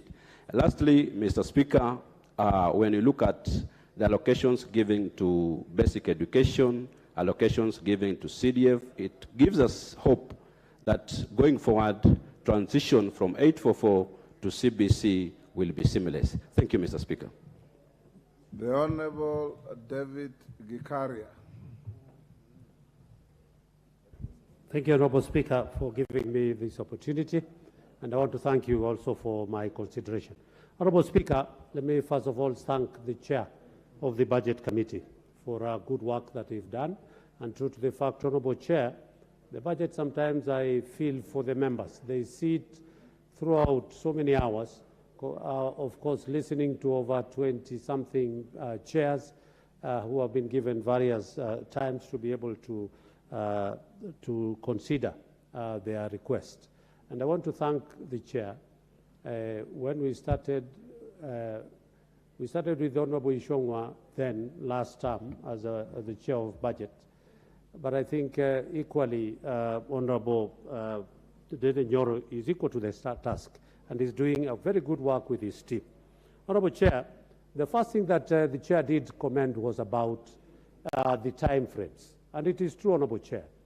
For example, I sit in the Environment Committee, and we have never even been able to visit some of the projects that have already been mentioned within the Ministry of Environment, Climate Change, Forestry, and Mining.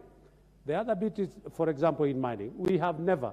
So by the time you're given that kind of a BPS and you have no rough idea whatsoever of what they are talking about, then it becomes important, as the Chair was indicating, that we have enough time, that the members of various committees can be able to interrogate their ministries effectively, and we can be able to give, as and when you're asked to allocate some amounts for a certain project, effectively you can be able to say, yes, these projects require some additional funding. It is because you have been able to visit. But with the new Parliament, Honorable Chair, and committees being new in their work, and having not visited some of these projects, Honorable Chair, then that is when what the Chair again was talking about, wastage, that much of this money goes to waste because the committee has not had enough. Maybe after a year or two, once the committee is in place, then we can be able to fully interrogate some of these projects that different ministries do indicate and ask for funding. Honorable Chair, the other bit is on matters to do with the BPS, Honorable Chair. It is that, for example, the mining, as it has been mentioned, Honorable Chair.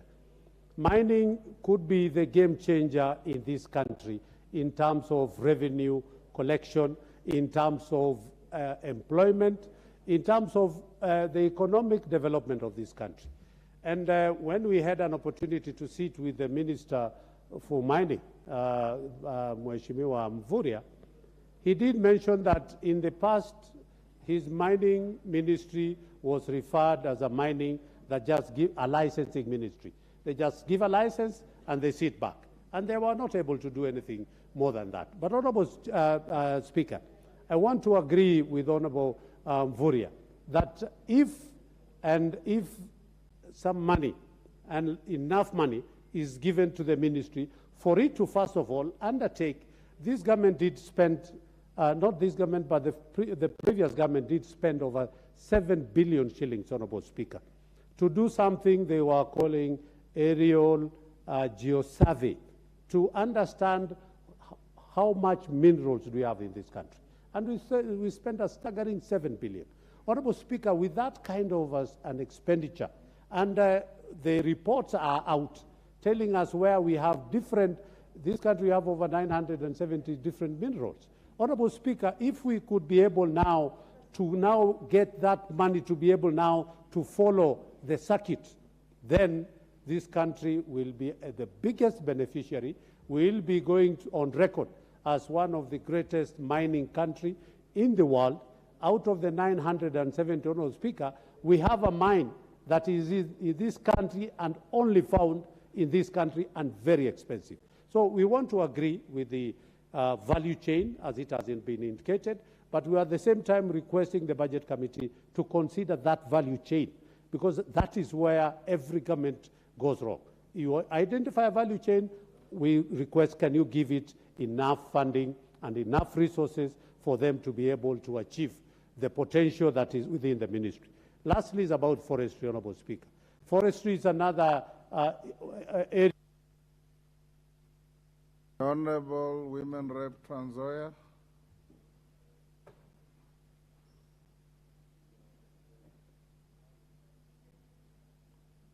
Give her the mic. There you are. Thank you, Mr. Speaker, for giving me this chance to appreciate and also support this report that has been brought by the Committee of Budget. I want to appreciate our President, Mr. Speaker. I felt it could be so bad if we end this without somebody having appreciated the President, especially from this group of women reps, because we've been allocated 1 billion extra, which is very important for us as women reps. As you can see, Mr. Speaker, it has been very difficult for women rep to come back to the House, just because the amount that we've been allocated all along has been very little. So at times when we are doing our projects, it is not, it cannot be seen on ground because what we have is very little. So I want to take this chance to appreciate the President and also appreciate the committee for the work that they have done. Thank you so much, Mr. Speaker.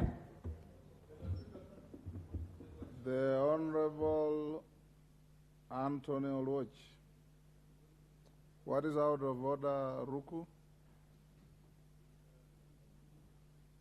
Hold on, Honorable Anthony Oluoch. Mr. Speaker, sir, I rise on point on order number 95, sorry, that the members are repeating themselves when it comes to the debate. So I think it is high time to call the mover to reply, Mr. Speaker, sir. Yes. I have given the floor to Anthony Oluoch. Let him finish and I see if I can call the mover. Anthony Oluoch, you have the floor. Thank you, Honorable Speaker, and I want to thank the Budget Committee for coming up with this budget policy statement report. And allow me first to comment on and agree with the Chair of Budget on the question of timelines. As we were engaging with our respective committees, I do agree that the timelines involved in these ought to be expanded from 14 to 28 days. And one of the experiences that we had as a committee, looking at our respective departmental committees, is that the respective sagas focus too much on the budget ceiling at the expense of policy.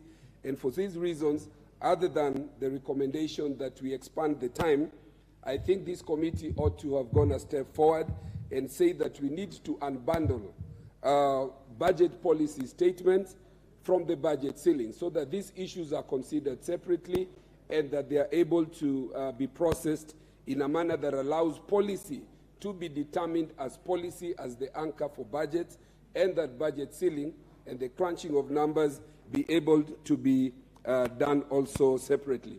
Secondly, I want to agree that the medium-term strategy that was adopted yesterday, I think this House resolved that it ought to be attached with the budget-making process. And I think this is an important thing, and I do recognize that the Budget Committee has given recognition to the fact that the medium-term management strategy ought to be attached to the budget policy statement. Mr. Speaker, I, however, do wish to ask that this committee should have gone a step further and noted that in attaching debt in terms of how debt, public debt, is defined. And this is a point that I wished to have raised yesterday, but it is still very germane today. We ought to have gone further and recommended in terms of policy that public debt ought to be reopened in terms of its definition. The prioritization of foreign debt as a priority of one of the things that we need to offset from our budget every year at the expense of, for example, pending bills, is something that we ought to look at. Public debt, in my view, ought to be redefined in such a broad way that we are able to look as debt that is incurred in the course of government engagement. This includes public pending bills, which, if unlocked, would be able to go into the economy. The manner in which we have defined public debt right now allows us to send foreign exchange and our revenues to the foreigners at the expense of what we do in our country today. I also want to support the resolution that the budget ought to engage in terms of the National Government Constituency Development Fund, in terms of when administration blocks are being built, when police stations are being built. And if you look at what happened in the social interventions and the stimulus package during the last administration, billions of shillings were spent by government in making very substandard schools, making very substandard desks, which ought to have been attached to CDF. CDF is so circumscribed in the manner in which you do procurement, in the manner in which you isolate projects that you do, that it actually goes way beyond what government and county governments do in terms of the manner in which they undertake and implement their projects. And so I do recommend, and the last point that I wish to make is the question of equity. When we engage in public debt and talk about foreign debt, there ought to be an understanding and appreciation that when we incur foreign debt, the payment of this foreign debt is done by every Kenyan, so that foreign debt that is incurred ought to go into development of all Kenya's corners of this country, not just Nairobi and its environs, so that Turkana, Garissa, Wajir ought to be having 50% of the money that we borrow in terms of foreign debt, and then the other countries that have been developed before, starting from Nairobi, Kiambu, Mombasa, Kisumu. Your time is up. Honorable members, I'll seek your concurrence from Honorable Ruku's request that the mover be called upon to reply. As members of that opinion say aye. Aye. Will those of the contrary opinion say nay? Nay. The ayes have it. Ndindi. Thank you very much, Mr. Speaker. And I want to thank all the members through the Speaker for the various contributions which we have had. Even the positive criticism is a way to tell us that there is room for improvement. So I want to thank every member in their contribution, and we have noted all the comments and concerns. Mr. Speaker, I beg to reply.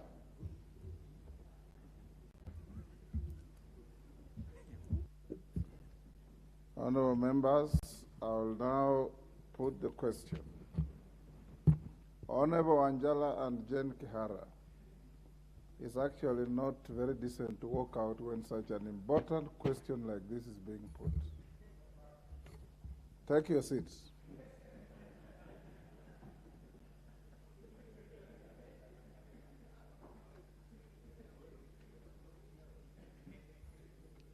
Honorable members, I now put the question, which is that this House adopts the report of the Budget and Appropriations Committee on the Budget Policy Statement, BPS, for the financial year 2023-24, and a compendium of departmental committee reports on the 2023 BPS laid on the table of the House on Wednesday, 15th March 2023, and pursuant to the provisions of Section 25(7) of the Public Finance Management Act 2012 and Standing Order 2329 and 10.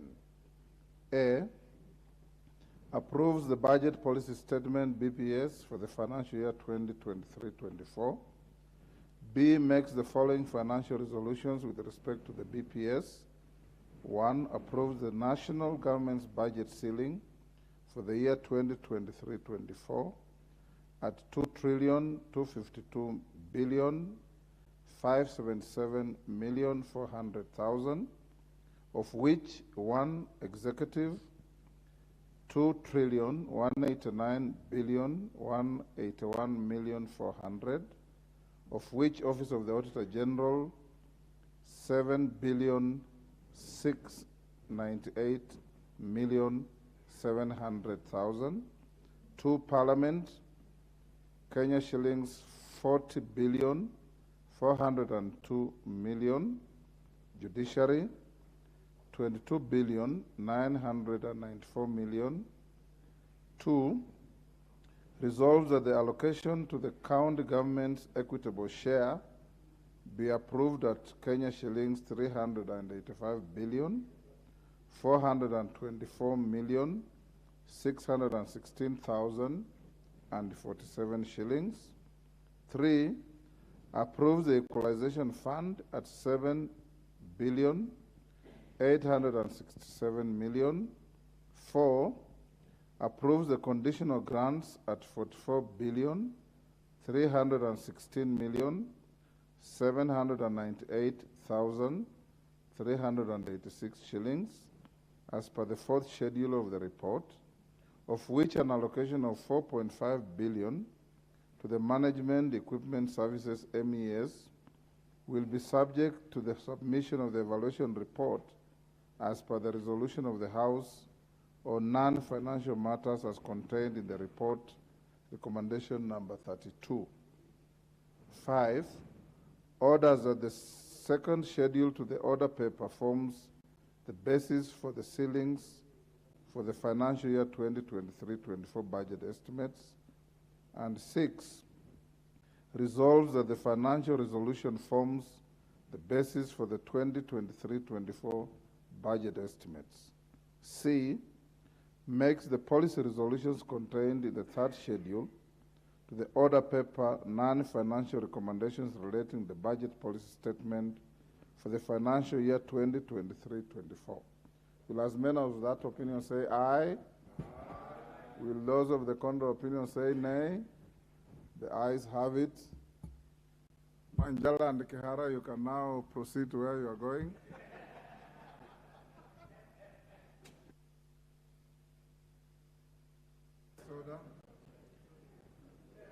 Order number 10, motion, consideration of nominees for appointment as members of the National Climate Change Council.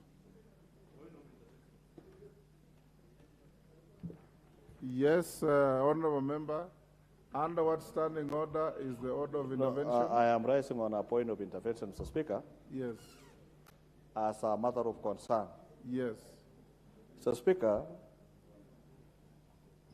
this budget policy statement, among other important motions or programs that come to this House, Mr. Speaker, there has come a routine where members rise to call a mover or a moot of the House, even on an important matter that requires a proper debate.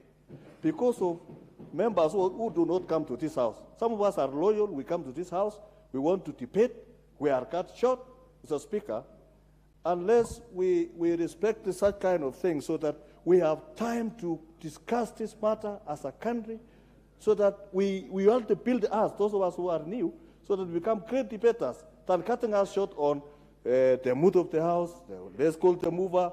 This kind of things, Mr. Speaker, will actually limit our faculties and the programs that we think that we need to put in this House, Mr. Speaker.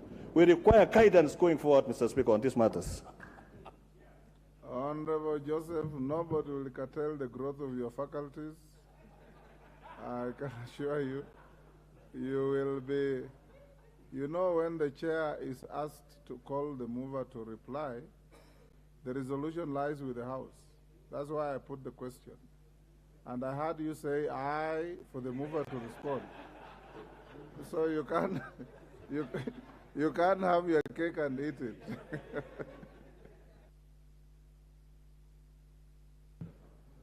Have you called the next order? The chairperson, Departmental Committee on Environment, Forestry and Mining. Honorable Speaker. Honorable Gikaria. Honorable Speaker, that taking into consideration the finding of the joint committee Honorable Gikaria, start by saying I beg to move the following motion.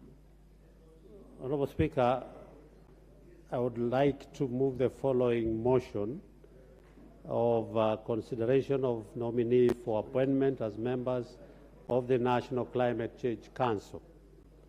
That's taking into consideration the finding of the Joint Committee of the National Assembly, Departmental Committee on Environment, Forestry and Mining, and the Senate Standing Committee on Lands, Environment and Natural Resources.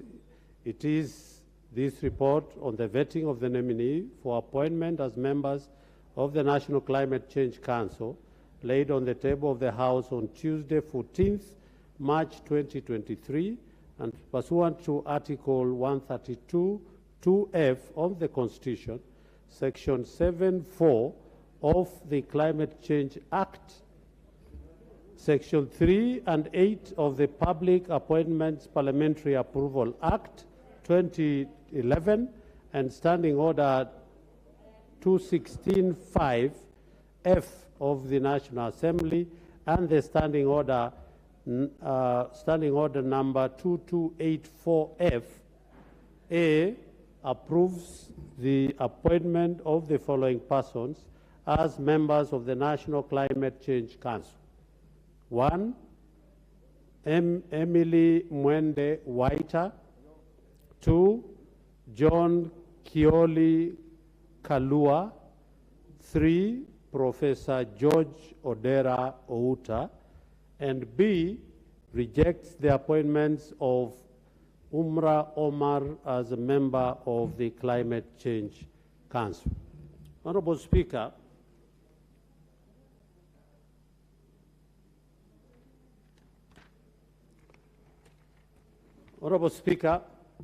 on Tuesday the 14th, as indicated, 2023, you issued a communication from His Excellency the President regarding the nominee as I have read. Mr. Speaker, sir, pursuant to Standing Order 45(1) and the fourth schedule of the Standing Order, the names and CVs, curricula vitae, of the four nominees who are referred to the Departmental Committee on Environment, Forestry and Mining, jointly sitting with the Senate Standing Committee on Lands, Environment and Natural Resources.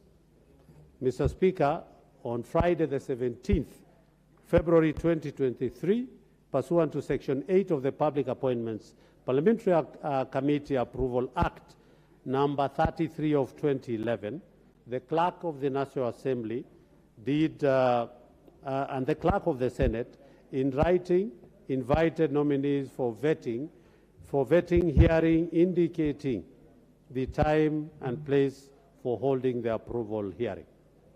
Mr. Speaker, pursuant to the provisions of Section 6(9) of the Public Appointments Parliamentary Approval Act 2011, the Clerk of the National Assembly and the Clerk of the Senate, in writing, of the Senate, and placed an advertisement in the print media on Monday, 20th February 2023, inviting the public to submit memoranda by way of written statement on oath or a stroke affidavit contesting the suitability of the nominees.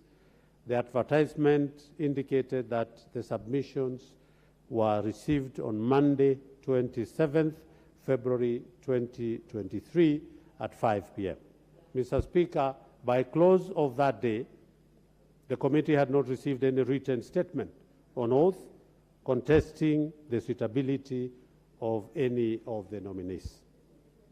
The Clerk of the National Assembly and the Clerk of the Senate wrote to the respective agencies, the EACC, KRA, DCI, HELB, and the Registrar of Political Party, requesting for reports with respect to the nominee on matter touching to integrity, tax compliance, political affiliation, and loan repayments. Mr. Speaker, sir, we received clearance report for the nominee from the Kenya Revenue Authority, the DCI, EACC, HELB, and of course, Honorable Speaker, the Registrar of Political Parties. Mr. Speaker, sir, the National Assembly Departmental Committee on Environment, Forestry and Mining, jointly sitting with the Senate Standing Committee on Lands, Environment and Natural Resource, conducted approval hearing on Tuesday, 7th March 2023. The nominee were vetted in accordance with the provisions of the Constitution, the Public Appointments Parliamentary Approval Act 2011, and the National Assembly Standing Orders on their suitability or otherwise for appointment as members of the National Climate Change Council. Pursuant to Section 7 of the Public Appointments Committee Approval Act 2011 and Section 7.1 of the Climate Change Act number 11 of 2016, the committee considered various issues during the approval hearing. First, the Joint Committee considered the procedure used to arrive at the nominee. The Joint Committee observed that pursuant to Section 7.2 F, G, H, and I of the Climate Change Act 2016, the President is required to nominate a person for appointment to the National Climate Change Council if that person has expertise and experience in matters of climate change, economic, finance, law, enforcement, and public administration. As a citizen, is a citizen of Kenya, fulfills the requirement of Chapter 6 of the Constitution, and has at least 10 years' experience in the relevant field. Additionally, Honorable Speaker, the Joint Committee observed that the 4 persons nominated must be representatives of a private sector nominated by a body representing the largest number of institutions in the private sector. B, the civil society nominated by the most representative registered National Umbrella Association of Civil Societies working on climate change. C, marginalized community within the meaning of Article 260 of the Constitution who has knowledge and experience in matters relating to indigenous knowledge. And lastly, D, the academia nominated by the Commission of University Education. Mr. Speaker, the Joint Committee, in determining the suitability of the nominee, took into consideration the provisions of leadership and integrity as outlined under Chapter 6 and of the Constitution. Further, the committee observed that the suitability of the nominee should be evaluated holistically, taking into account their academic credentials, professional training, experience, background, and personal qualities, as well as the performance of the nominee during the approval hearing, which is very key, Honorable Speaker. The National Assembly Department Committee on Environment, Forestry and Mining, jointly with the Sitting Committee on Senate, Lands, Environment and Natural Resources, having vetted the nominee, made the following general observation: that in accordance with Article 78(1) of the Constitution and Section 7.2 of the Climate Change Act 2016, the nominees are Kenya citizens. 2, that the nominees satisfy the statutory requirements on leadership and integrity, having been cleared by the Directorate of Criminal Investigation, KRA, on tax compliance and the Higher Education Loans Board. 3, the nominees satisfy the requirement of Chapter 6 of the Constitution on leadership and integrity. 4, that the nominee have never been convicted in a court of law for criminal offences in the past 3 years. 5, as stipulated in Article 75(1) of the Constitution, the nominee have no potential conflict of interest. 6, that the nominee do not hold offices in any political party, hence satisfy a requirement of Article 77(2) of the Constitution, in exception, Honourable Speaker, of one nominee, Umra Omar, who, as at the time, was a member of the Safina party, and he had the production of the indicating that he was a member of that.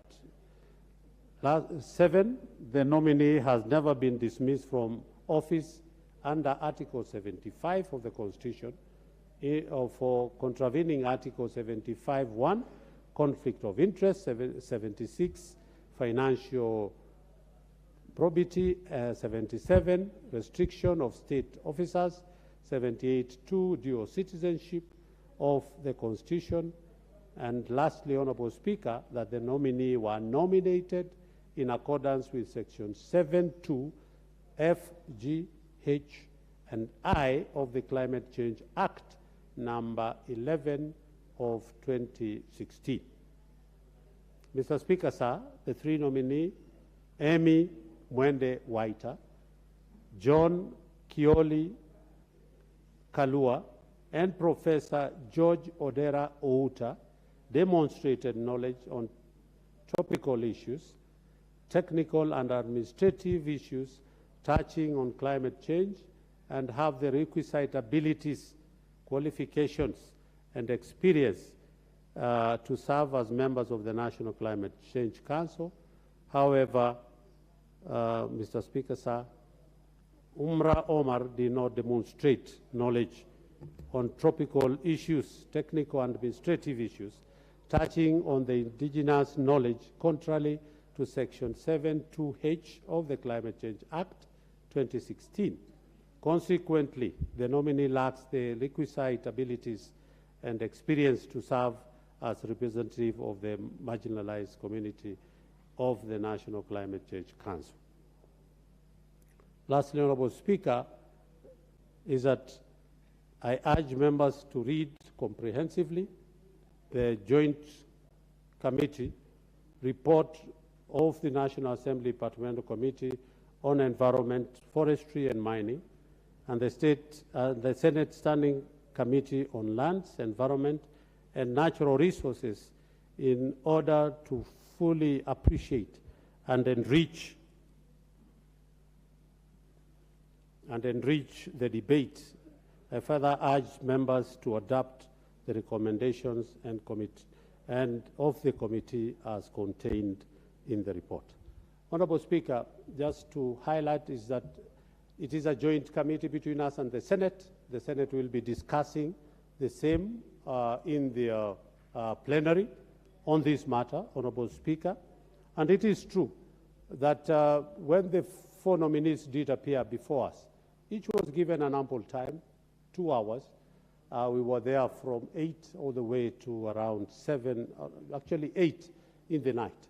And Honourable Speaker, as indicated to that fact, is that all the 3 nominees, that is Amy Mwende Waita, Mr. John Kioli, and Professor George Odera, did demonstrate knowledge of the climate change. And Honourable Speaker, climate change is seen as if it is not being, it is actually the world, currently, it is trending all over the world.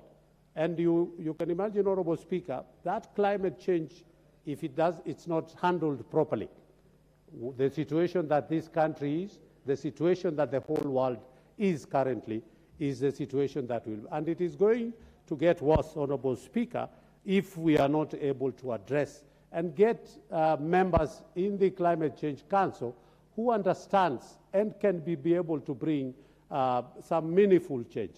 And the three actually did tell us that actually climate change occurrences are man-made. It is the human that affects the environment. It is us who are destroying our environment to a point that these days you cannot be able to predict anything about the climate. And they told us that if it is not addressed properly, Honorable Speaker, particularly the emissions by the industrialized countries and the big countries that we always talk about, then we will end up suffering, Honorable Speaker. And one of the issues that this country has excelled again very well, it is on matter of carbon credit. Honorable Speaker, we have planted so much trees. And that tree, it is the recipient of the emissions, as they also give out oxygen, Honorable Speaker. And being a recipient of the emissions by the industrialized world, then we are supposed, as a country, to be actually in Africa, we are the biggest earners, or second biggest after Congo, because of the trees and the vegetation that we have. But the government does not benefit at all, because we have two options where we have the government can be able to be the biggest earners of the carbon credit, but at the moment, Honorable Speaker, we don't earn anything because that has been taken by individuals. And of course it is acceptable. Individuals could be able to encourage communities to be able to plant more trees so that they can be able to be earners of that carbon credit. But also the government needs to play a bigger role in earning the whatever is received from the carbon credit so that it can be able to reinvest the same amounts into checking the climate and of course handling some of the environmental issues that are happening in this country. Honorable Speaker, the forests, and we were pleased because some of these nominees, when we did put across some of the questions, like for example, we did put a question about the 15 billion trees, and he said, yes, Professor Odera said very well. But at the same time, he did advise that please, as Parliament, be informed by science. Let us not just be making decisions here based on our hearts and our heads. We should allow science also to guide us in our decision making. And one of the issues that he did speak to, which was saying it's a good idea to have 15 billion trees, but do you know by planting 15 billion trees, then it means you have already covered half of your country. Again now, where will you be taking your people? That is a question that we need to ask. Secondly, he said, assuming at any one time we have attained our 15 billion trees coverage that we ambitiously want to achieve, all of a sudden, and as we are talking now, Honorable Speaker, almost half of our forest has been destroyed because of the forest fires. And these forest fires are not, they are started by the same human beings. Again, we will become the biggest emitters of the same thing that we are trying to avoid. Again, he was telling us we must, as we plant the 15 billion trees, we must put enough measures to be able to address, in case of forest fires, what is going to happen and what are you going to, so that we can be. Honorable Speaker, the President is the chair of the Climate Change Council. His deputy is his deputy chair. So you can imagine how that important is. And that is why one of the nominees did not prove to us that they could be able to go along in that direction. With those, Honorable Speaker, I beg, Honorable Speaker, with those few remarks, I beg to move and call upon Honorable my Vice Chair, Charles Cameron, to second. Charles Cameron, Honorable Charles Cameron, proceed. Thank you, Mr. Speaker. I stand to second this motion. Mr. Speaker, has been said very well, as he has been said very well by my chair, that climate change is serious and is affecting us. What is going on in entire republic, the banditry. Order, Honorable Lachi. Who are you consulting? Order, Honorable Member. Honorable Lachi, who are you consulting loudly there? Please, you may proceed. Thank you, Chair. Thank you, Speaker. I was saying, Honorable Speaker, that the challenges that we are facing in this country at the moment, it is as a result of climate change.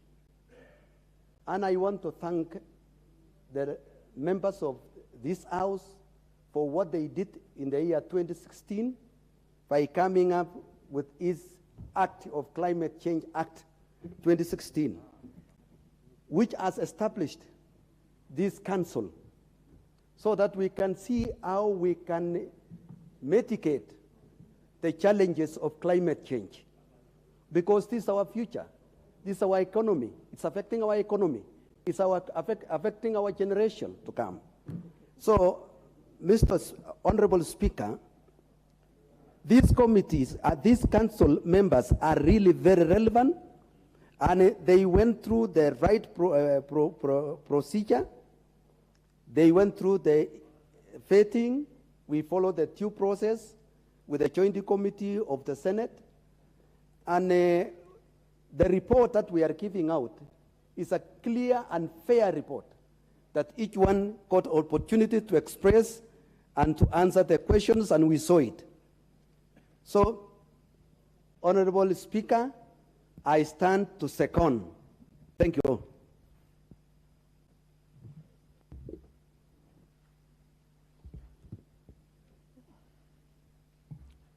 The honorable members, I now propose the question that, taking into consideration the finding of the Joint Committee of the National Assembly Departmental Committee on Environment, Forestry and Mining, and the Senate Standing Committee on Land, Environment and Natural Resources, in its report on the vetting of nominees for the appointment as members of the National Climate Change Council, laid on the table of the House on Tuesday, 14th March 2023, and pursuant to Article 132(2)(f) of the Constitution, Section 7(4) of the Climate Change Act, Section 3 and 8 of the Public Appointments Parliamentary Approval Act 2011, and the Standing Orders 216(5)(f) of the National Assembly, and the Senate Standing Order 2284(f), A, approves the appointment of the following persons as members of the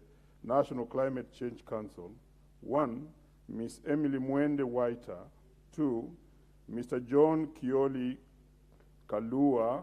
And 3, Professor George Odera Outa. B, rejects the appointment of Ms. Umra Omar as a member of the National Climate Change Council.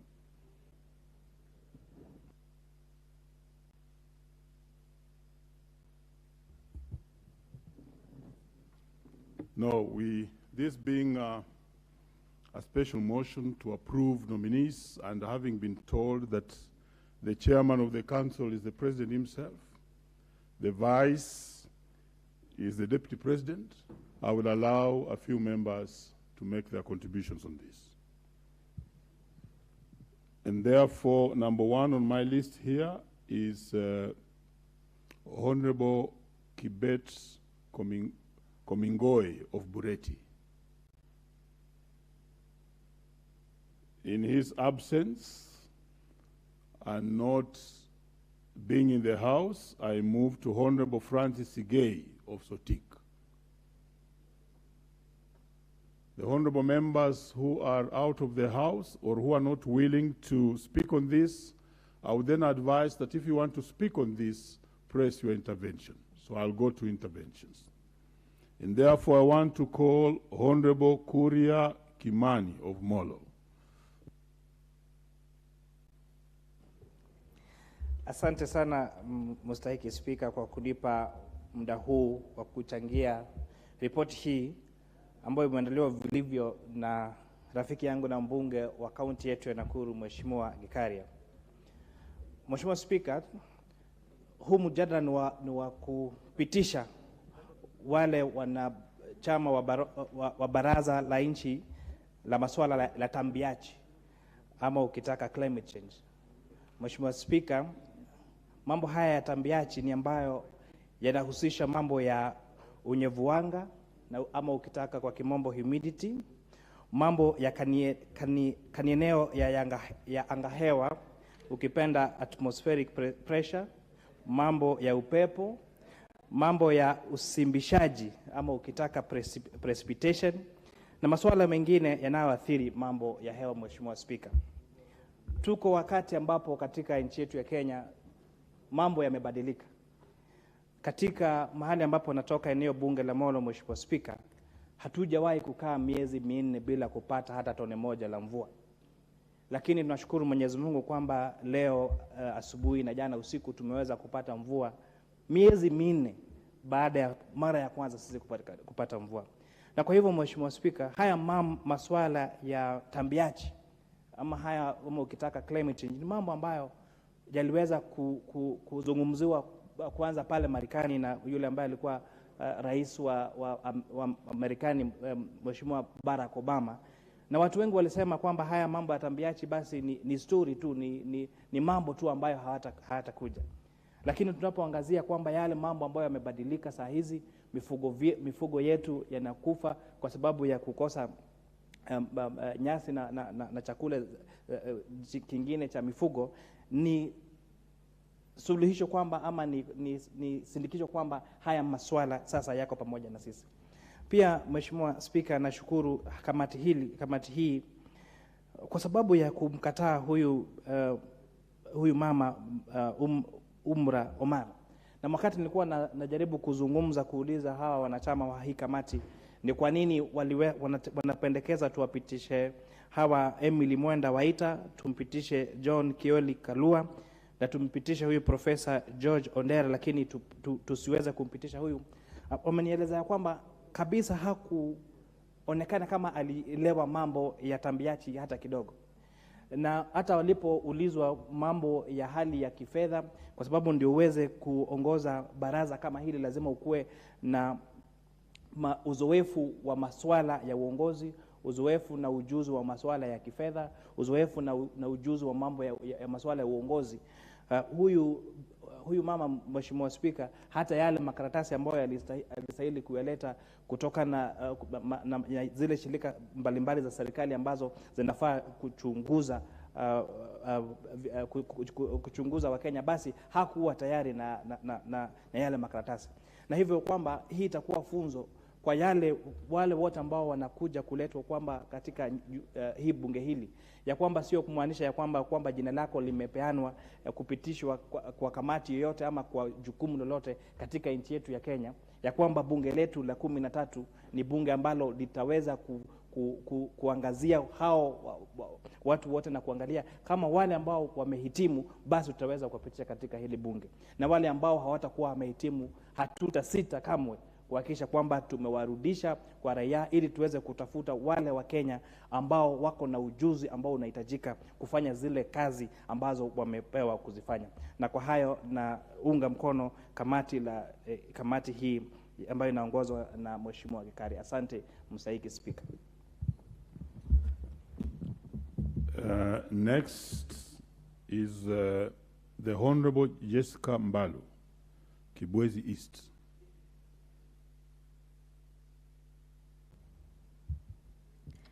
Thank you, Mr. Speaker, for the opportunity. Mr. Speaker, I rise to support the report of the Joint Committee on the National Assembly, that is the Departmental Committee on Environment, Forestry and Mining, in the Senate Standing Committee on Land, Environment and the Natural Resources.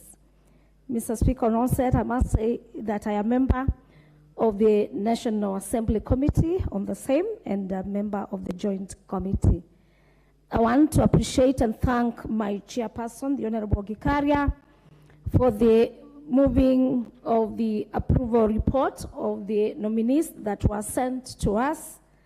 Mr. Speaker, he has highlighted every procedure according to our standing order and the requirement.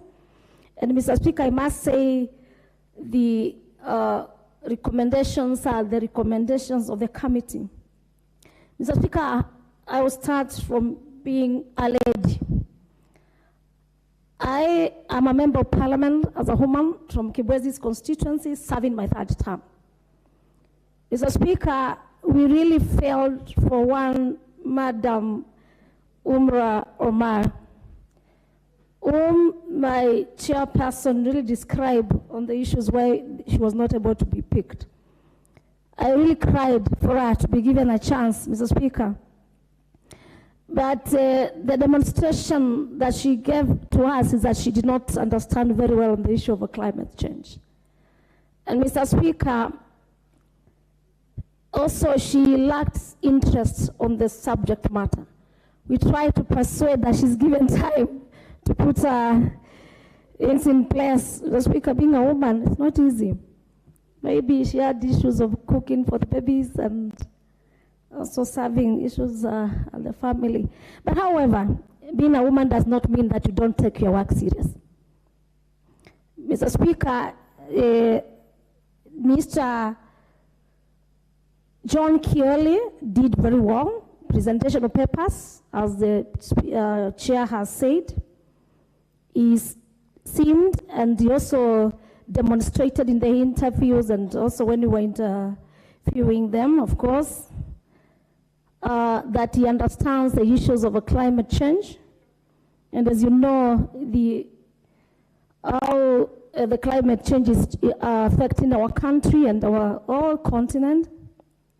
Mr. Speaker, also one lady who did also very well, and I was happy, is a Miss Emily Mwende Waita. She really demonstrated through her experience, through even communication and answering of questions to the committee, and we were all satisfied. Mr. Speaker, I want to say on the conclusion that it was unanimous agreed by all the members of the joint committee, that is the National Assembly and the Senate, which is a committee that was chaired by both chairs and all the members, that we approved the three, and either, I don't know, we have given another member that is to replace, or maybe we allow, of course, that is not a recommendation, that is my feeling now. We also allow the, being a woman, the Miss Umra Omar, now that we are working on the truth and gender principle, to, you know, come back again for the, for the interview. And I request, because I know the chair is here and I know the appointee, the bodies that are appointing, because we needed 4, the other one to be appointed to be a lady. Mr. Speaker, on the issue of the work that is needed on the climate change, the council, it is going to give us a lot of answers to questions. In fact, some of the questions is how are we prepared as a country to ensure that we, you know, we can be within, or we can ensure that our people are not affected adversely by the climate change. And so these 4 council members are very important members who needed the necessary qualifications. And so I want to be on record, I also being a lady, it was unanimous agreed by all the members that the 3 members that have been said by, that is Emily Mwende Waita, Mr. John Kioli, and Mr. George Odera Outa be approved, and Ms. Umra Omar not approved. I feel for her. And I also urge ladies in our next meetings, and when we are called, let us get our matters very serious. The Honorable Ndindi Nyoro.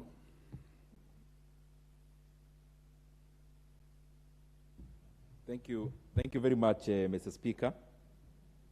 And definitely I rise to support and give my comments. But first I was to congratulate the committee, and especially the chairman, the very knowledgeable chairman, Honorable Gekaria, for a very elaborate report.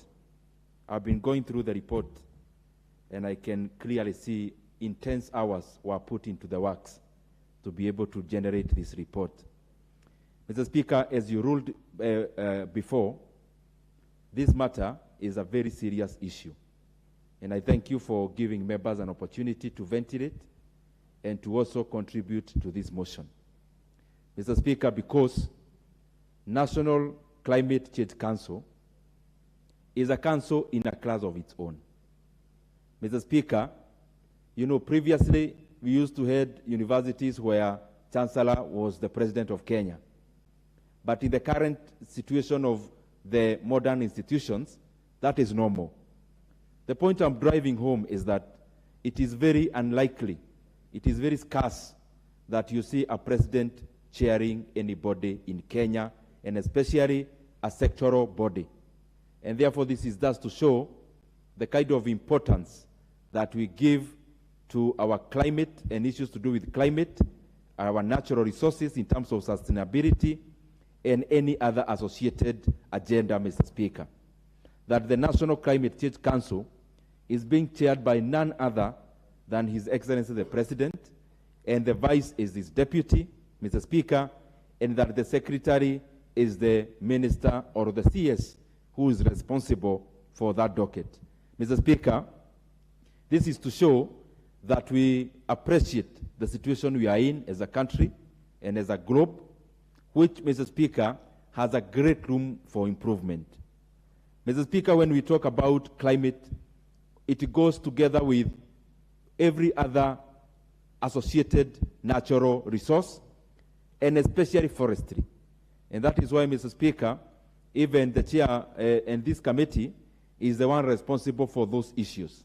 Because, Mr. Speaker, even singularly looking at natural resources, sometimes we think only about mining and what is underneath.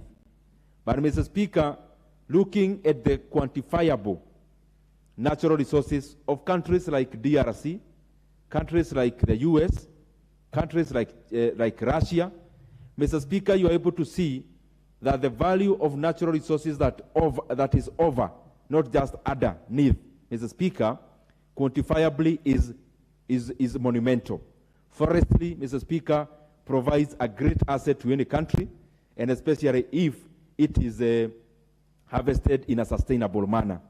And, Mr. Speaker, even in budgeting, if you look at the current BPS, we have taken cognizance of the importance that we should give to our environment, Mr. Speaker, by allocating enough resources. And also we are looking forward that even when after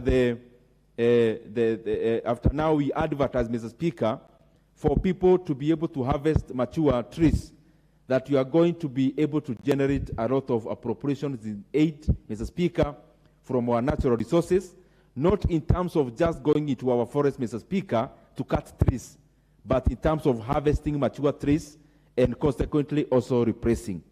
Mr. Speaker, the current situation we are in as a country and as a globe is associated with how we have treated our environment before.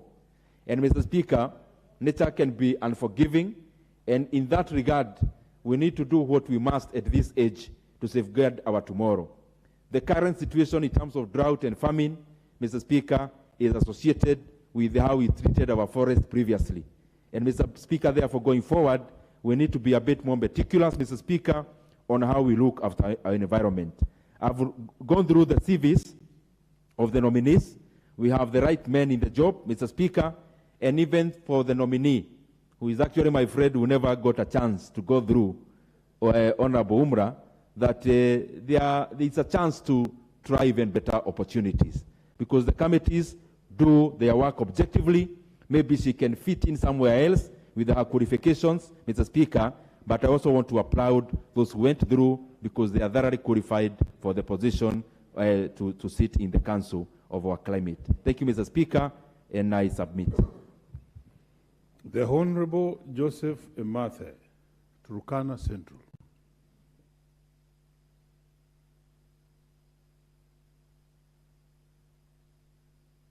Honorable members, if you want to speak on this, you put your intervention. So I can see all of you on intervention. You may proceed, Honorable Emathe.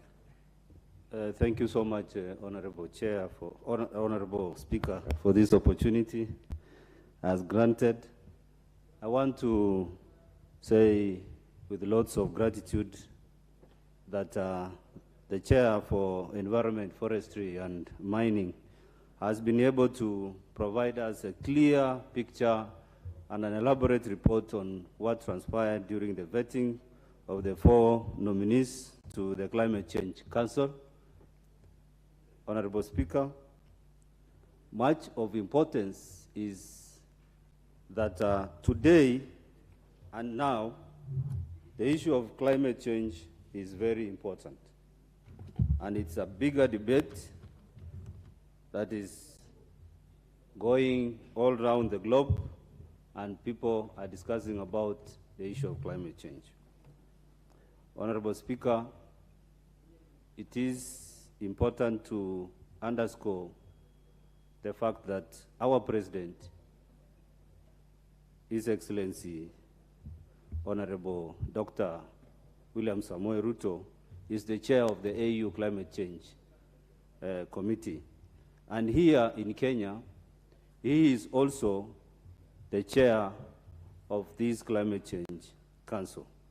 And that gives us the impetus here as a country to understand that climate change is really picking a higher platform, a higher consideration. And so, when we are discussing about climate change, Honorable Speaker, it is important to note that really we are losing our biodiversity, we are losing our forests, we are not getting enough rain as it was, the seas and the lakes are rising at an alarming rate. And Honorable Chair, Honorable Speaker, it is important also to consider the fact that all of across government, the powers and the functions need to be integrated or mainstreamed for us to be able to achieve on this. Speaking to the report, Honorable Speaker, the nominee who needs to be rejected is appointed or nominated on the ground under Section 7, subsection 2H of the Climate Change Act of 2016, and is supposed to represent the marginalized communities given Article 260, Honorable Speaker. And this shall remain. And I will also recommend that we get another lady who is conversant with this indigenous knowledge that is required as per the Act, and that the name is again brought of another lady who will be able to provide us with that requirement of indigenous knowledge. Honorable Speaker, this is a council that will attract a lot of funding. It is a council that will monitor, discuss, operationalize on the Climate Change Fund. This is, again, a council that will help us alleviate conditions of climate change, and it's also a council that will help us be able to integrate, operationalize, and be able to weigh on the effects of climate change as at now. And therefore, Honorable Speaker, it is important that we take it seriously, and I want to thank those who have already been approved, and that, Honorable Speaker, I submit and I support. Thank you. The Honorable Gertrude Mbeyu, County Women Rep, Kilifi. Thank you, Mr. Speaker. I stand to support this report by the Environment Committee, Forest and Mining. As a Speaker, I'm a member of this committee in the National Assembly. I agree and really congratulate my chair of the Environment Committee.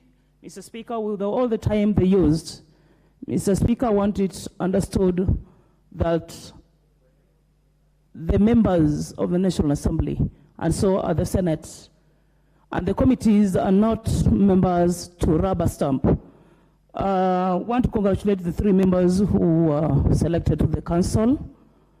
Being a very sensitive and a council of its own in this regime, Mr. Speaker, I want to say, as much as we would support ladies, we would always support those who qualify. I'm just wondering how my sister Umra documents landed into the committee when she did not have all the documents certified. She did not have knowledge of environment. And I think the executive now have understood that members of parliament are not rubber stampers. We did what we were supposed to do, selected the ones who are qualified, had the qualifications and the technical know-how, the skills on matters environment. Thank you, Mr. Speaker. Very well.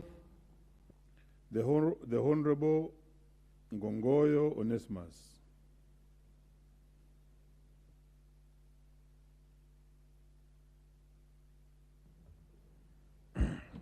Thank you, Mr. Speaker.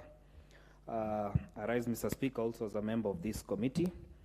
And I begin by thanking the able chair, together with the team, that we went ahead to do the vetting of these particular individuals. And chair, from the onset, I must say that, like one member mentioned, the Climate Council is equivalent to the Security Council. They will make decisions for the country, for the continent, and even for the world on matters environment. It is a very sensitive council, and therefore anybody being nominated to this committee must show the committee, and on behalf of the people of Kenya, we, the members of parliament, that they are able to touch base with the issues of environment in a manner that is very clear. Chair, we have a set of individuals who are very capable. One Outa, Mr. Speaker, for instance, is a qualified lawyer. We have a serious issue with carbon credit in Kenya, where we've had faulty agreements with different entities, so that, Mr. Speaker, you find that the locals are not benefiting. We had the issue recently, Mr. Speaker, in Kilifi, on the issue of the baobab trees. Mr. Speaker, the Environment Council will come a long way to assisting the community to come up with agreements that will benefit the community. Mr. Speaker, this council that is headed by the President will be very key in ratifying decisions going forward on matters environment, reviewing decisions that have been made, Mr. Speaker, and making other decisions that will go forth to help this country on the issues of environment. Mr. Speaker, there are serious plans with the Kenya Kwanza government on the issue of planting trees, and not only planting, adapting trees, Mr. Speaker, raising funds with other development partners. Therefore, Mr. Speaker, these are very key people to moving forward the country on matters environment.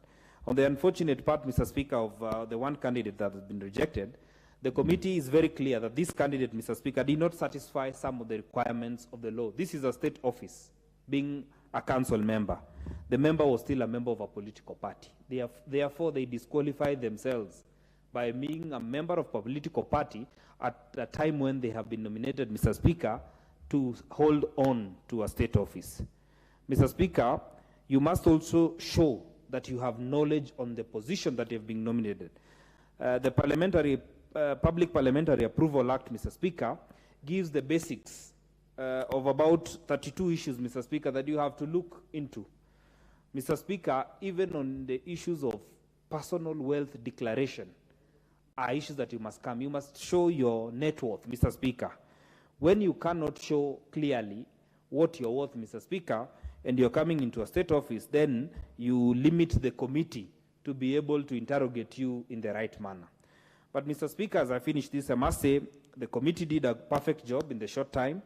And, Mr. Speaker, we scrutinize these individuals in many diverse ways, and I'm very happy to be part of the people who are saying yes to individuals who will go and make decisions on behalf of our country on matters environment, which are very, very key. Mr. Speaker, with those very many remarks, I wish to support the report of the committee and urge honorable members, let us approve these individuals so that they may kick off the good work of putting the country back to shape, the continent back to shape, and the country back to shape on making decisions that are environment friendly and that look at the future of our generation. With those very many remarks, Mr. Speaker, I support the report of our Committee on Environment. Thank you very much, Mr. Speaker. Well spoken. The Honorable Geoffrey Ruku, Beare North.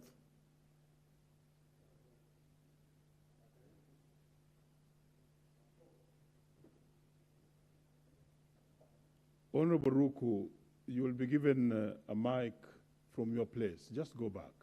There's no crisis in the House. Please give Honorable Ruku a mic. Very well. Proceed. Thank you, Mr. Speaker. You know, I'm a bit tall, so it's good for me to be using this mic here. I rise to put my word on Climate Change Council nominations. And, Mr. Speaker, the Council is well cut for the job ahead of them. Because for those who have been in the field of climate change, in terms of project development in this country, many project developers, Mr. Speaker, on climate change projects have been taken advantage of by international community or by investors who come in this country in the name of investing in climate change projects so that they can sell carbon credits to different companies in Europe and in also America. Mr. Speaker, we see this council is, the chairman of the council is the head of the state or the president of the Republic of Kenya. That means it's an extremely serious council, and it measures to the gravity of the issues to do with climate change. It is important to coordinate and synchronize all the activities of the Republic of Kenya, private and public, as far as climate change is concerned, whether it is mitigations or adaptation. Mr. Speaker, there is huge amount of money within this space, within the finance, or rather climate finance space. For this nation to take advantage of that, needs a very competent, focused, qualified individuals to sit in that council. I commend the committee led by Honorable Gikaria on the job they have done, but also it is upon the individuals who we are passing as Parliament, they go and do a good job. One of the jobs which they have to do is to regulate the business of climate finance. Most of the climate finance which is coming to this country, it ends up going back to the said investors. So there is a lot of work to do as far as regulations pertaining climate change. Climate Change Act by itself cannot protect the investors, cannot protect the project developers of this nation properly without the accompanying regulations, which can anchor different articles of the climate change and clauses within the Climate Change Act. So there is some work to be done to ensure projects, whether it is climate smart agriculture project, whether it is agroforest project, water resources management project, whether it is shrubs, like when we can talk about the Masai Mara ecosystem, which is a very premium,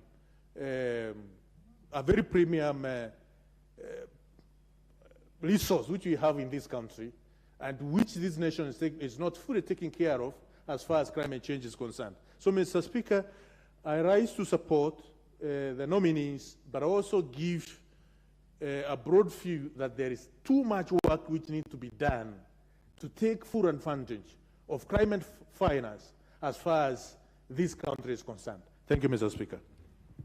The Honorable Beatrice Kimei, Kericho County Women Representative.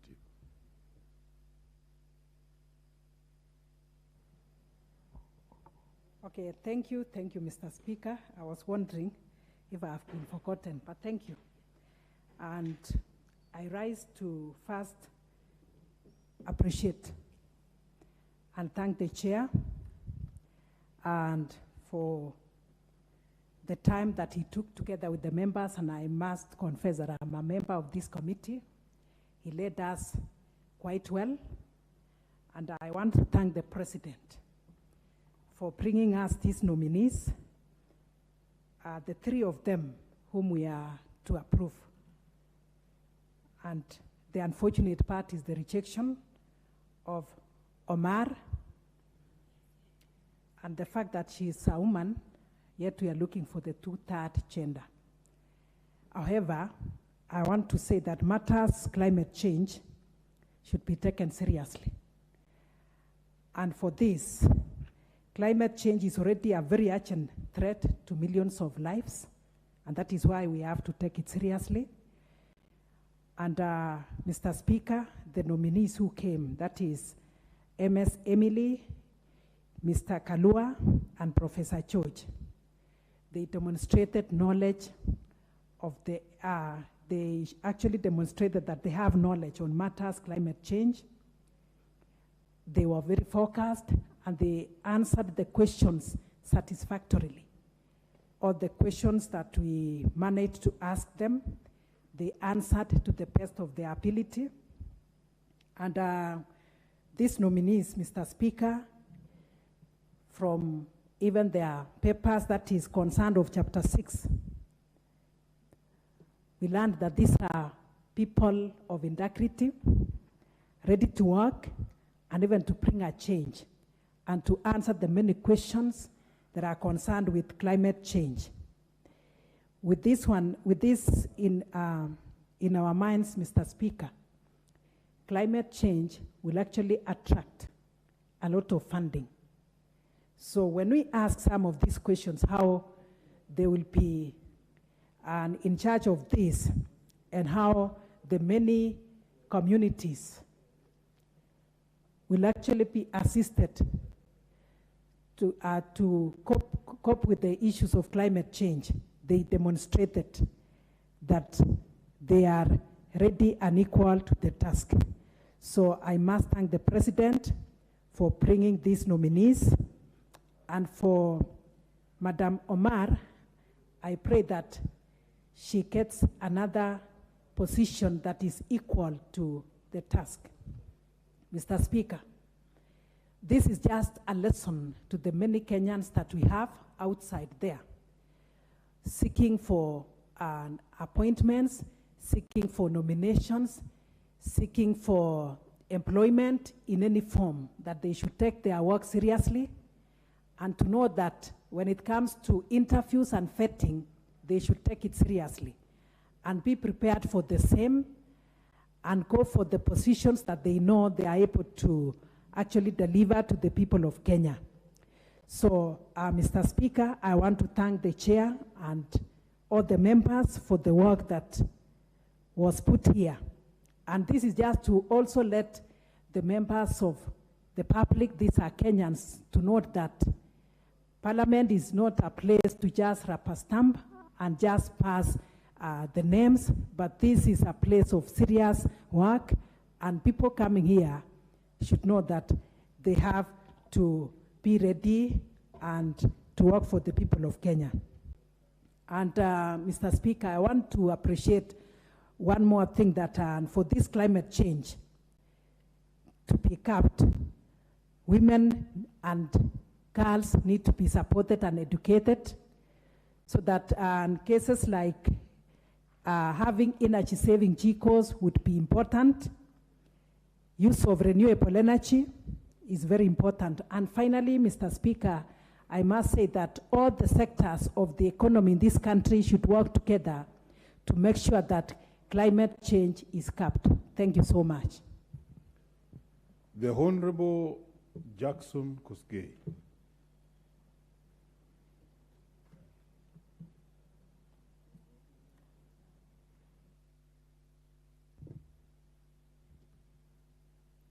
Could we please give the microphone to Honorable Jackson Kosgei at the back there?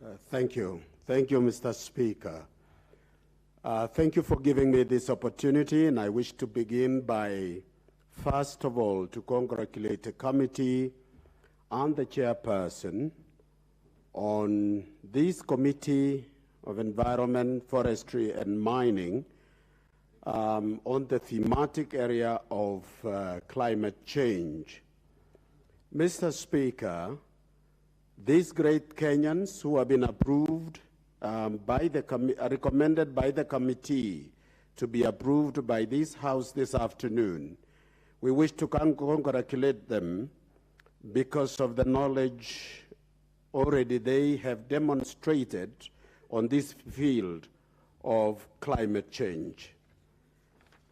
I begin from the onset by supporting the motion. Number one, among the things that are a threat to human existence is climate change. And the committee running this particular council must have the knowledge and capacity, and because they enjoy the support of the national top leadership in Kenya, as well as the international concern. Mr. Speaker,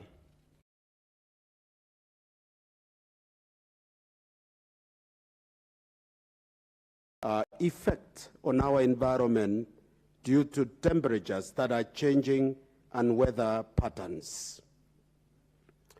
Sometimes scientists are telling us that the causes, some of the causes are natural due to variation in what they call the solar cycle. But of great importance, and why we have a national council, because nobody can manage the natural part, but we can manage the human drivers. Since 1800, due to industrial revolution, human activities have been the main drivers in the climate change, due to primarily the burning of fossils, as they say, which includes so many, it can be encompassed. This is human. The destruction of environment by felling trees and interfering with our ecosystem, it requires great knowledge and intervention by humans.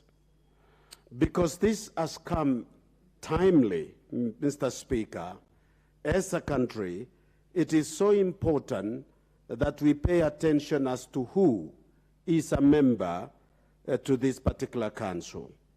And I wish to thank the committee for doing a thorough job, and they have given to this House how they did it and that they followed the law. Kenya should therefore heed, because I can't belabor to repeat what my other speakers have exploited on, but I want to draw the attention of the House to the recommendation made by the chair concerning exploitation of our natural resources underneath. We have so much mineral deposits in this country, Mr. Speaker, that if exploited, because it touches on mining and even protection of our forestry, that we need to have a very serious attention to the mining industry in this country, that we don't leave it to the multinationals who have come to ask for licenses to exploit our natural resources. I think, Mr. Speaker, this House should pay attention to that, because it adds more in our GDP and in the economy of our country. I beg to support the motion. Thank you, Mr. Speaker. The Honorable Pauline Lengurus, County Women Representative, Samburu. Thank you, Mr. Speaker, for giving me this opportunity to support the motion on the floor of this House. Mr. Speaker, let me first congratulate the committee and the chair for the comprehensive report they have given us, and they have really demonstrated that they have done a thorough and good job as a committee to recommend for the council members that will represent this country on climate change. Mr. Speaker, we all understand that this country is really going through serious effects of climate change, and we are really suffering because of the effects that we are experiencing nowadays. We have experienced no rains in this country for a long period. In some regions of this country, we have gone for a period of 4 years without rains. In some regions, there was also lack of pasture for the livestock. Therefore, we have lost the source of livelihoods for most of the pastoralist communities.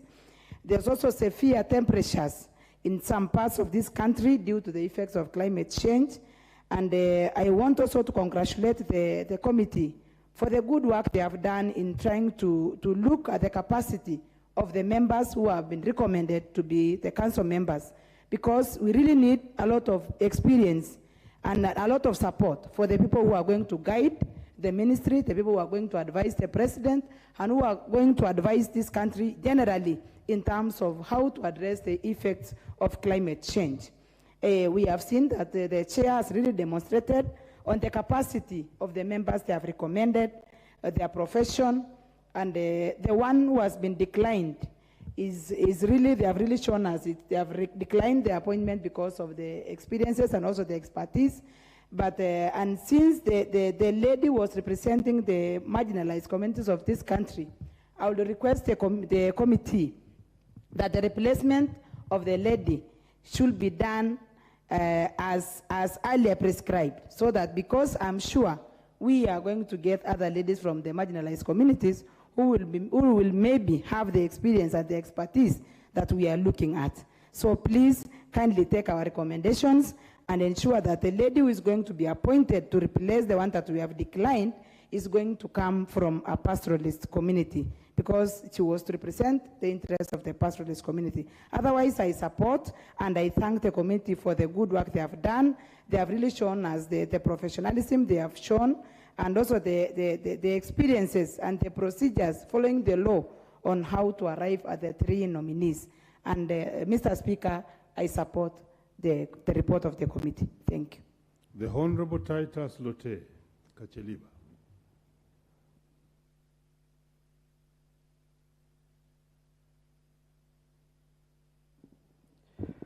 Thank you, Mr. Speaker. I want to stand as a member of this committee to actually congratulate my chairman, my vice chairman, and the committee members for the good work that was done in vetting these members. I also want to thank His Excellency the President, who is the chairman of this council, for having actually abided to the provision of the Climate Change Act 2016 and provided the names to be vetted. I think the members did a good job, not only to look at the papers that these people are actually carrying, but also to look at their spirit, dissect into their souls to understand the kind of change that they can bring to the Climate Change Council. Speaker, I think I cannot belabor on what many people have said in terms of this council. I think it stands at a very unique position in this country, and most particularly at this time of the year when we are actually seeing the effects of climate change. Everybody is actually relieved this particular time when we hear that there are rains coming across. This has never been the case before. People are actually looking at their weather forecast. People are waiting to look at the newspapers. People are calling to be told there is rain in Kakamega, there is rain in Kitale, and people are celebrating in Nairobi. That tells you that the effects of climate change is rife, and it is here with us. I think we looked through the hearts of these people, and we actually produced the people that we think can be able to do justice to climate change. Mr. Speaker, you actually cannot. Today we are looking at the budgets of this country. And one thing that people have not noticed is that our resources, our revenues are actually dwindling. And there is a big, big opportunity in what we call the carbon credit. In this country, we are told Kenya is one of the most ranking countries in terms of the incomes that are coming from the carbon credits. This is where developed countries are actually trading their carbon through countries such as Kenya to be able to continue producing and actually buying the kind of carbon that we're sinking with our trees and our environment. Mr. Speaker, I think if this country has to make revenues, we need to actually strengthen this council and give the kind of people that we have given today. And I think, and I strongly believe, if this council is well managed, Mr. Speaker, the revenues that are going to go into this country and change the environment of this country and change the economies of this country will come from this council. So, Mr. Speaker, I will stand to support and to thank everybody that has actually participated in giving us these members. Lastly, Mr. Speaker, the Constitution, Article 260, talks about the marginalized. And particularly, I looked at the nomadic persons, whether settled or not settled. And the member that was not taken, the member that was dropped, actually was representing this cadre of people. You can already hear, Mr. Speaker, that the Cabinet Secretary for Interior has zoned this country. There are places that are zoned because they are considered as dangerous zones, because this is the areas where the nomadic pastoralists are living. And these people have actually been marginalized by everything, and including now, when they are being zoned, they are actually gotten out of their environments.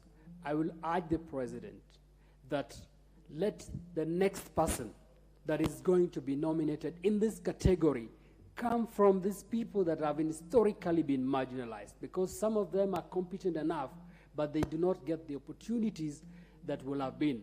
Mr. Speaker, I do not want to say that I am celebrating the non-appointment of the member, but I'm saying that there is another opportunity to get a member from these particular communities.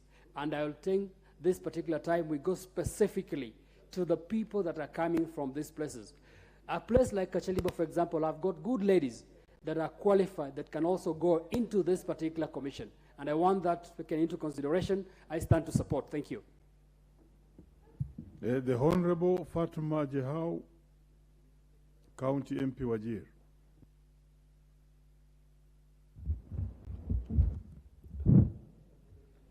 Thank you, Mr. Speaker, for giving me this opportunity to contribute on this climate change.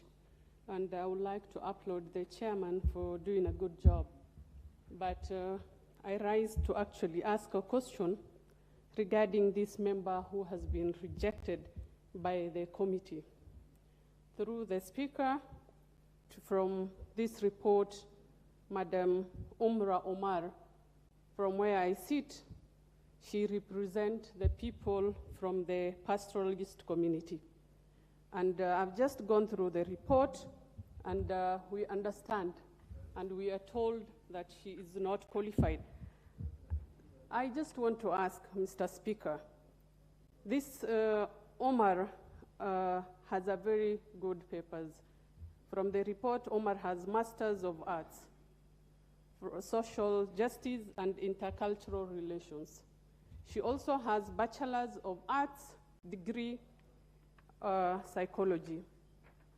She, on the other hand, when I go to the experience, Omar has a very good experience.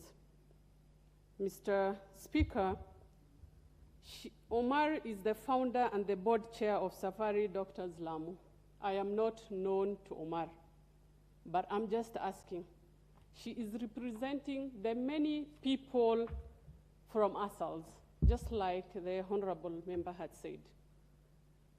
Rejecting Omar feels like rejecting the pastoral communities. Yes, what is out of order, honorable member? Honorable Jao, you may take your seat. You'll come back later. Just take your seat. Mr. Speaker, is it in order for the honorable member to insinuate that the committee did not do its work, while she has attested that she doesn't really meet the qualification in regard to what is at hand? We are discussing matters climate change. It's not about regionalism.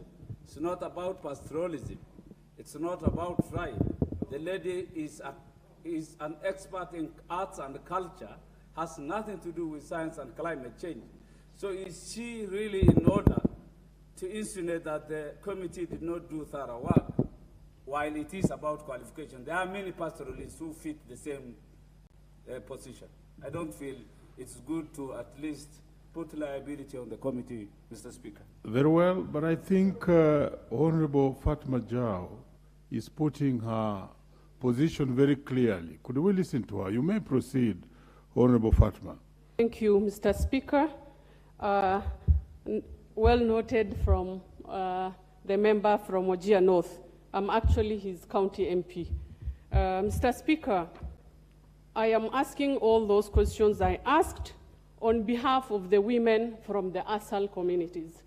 Just rejecting Omar and saying he's not qualified is not enough. We would like the chair to maybe clarify more on that. Thank you, Mr. Speaker. Thank you. Dissenting voices are allowed. And I want the committee chair to just take notes because he'll have a right of reply. Next is Honorable Dorothy Ikiara.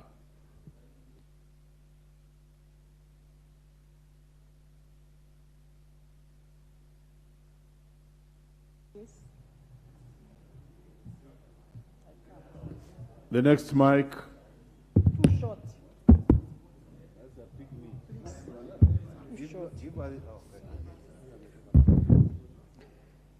Thank you, Mr. Speaker, for giving me this opportunity to add my voice on this very, very important motion. Mr. Speaker, first, let me take this opportunity to congratulate this Committee on Environment, Forestry, Mining, and in particular thank the Chair and his entire team for the considerations that they have made. Mr. Speaker, climate change is no longer a theory as people thought. It is now a natural phenomenon that has caused havoc across the globe. And Mr. Speaker, sir, when we first heard of climate change and the global warming, we thought it was a fallacy.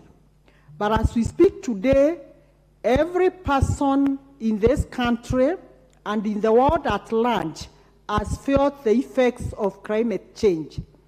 Mr. Speaker, it is for that reason that I stand to, in particular, say a very big congratulations to His Excellency, the President of the Republic of Kenya, who is the chair of the National Climate Change Council, and his deputy too. Because, Mr. Speaker, I know many a times we do things on paper, we come up with very good resolutions, we pick the best people who are knowledgeable, highly qualified in an area, but we don't actualize, Mr. Speaker, what we put on paper. Mr. Speaker, I'm quite aware now the President is very passionate about the bottom-up economy, and this is one of the premises on which the Kenya Kwanza government was formed.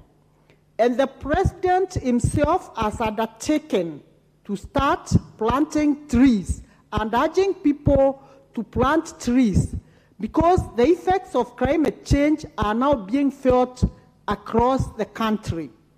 Mr. Speaker, we know that there is famine everywhere. 4 years, some areas, there is no rain. And the main reason is because we did cut our trees, sometimes knowingly destroying our forests. And Mr. Speaker, this is the more reason now why I'm supporting these nominees. The 3 nominees who have been vetted, who have been scrutinized, and who have qualified to serve in this council.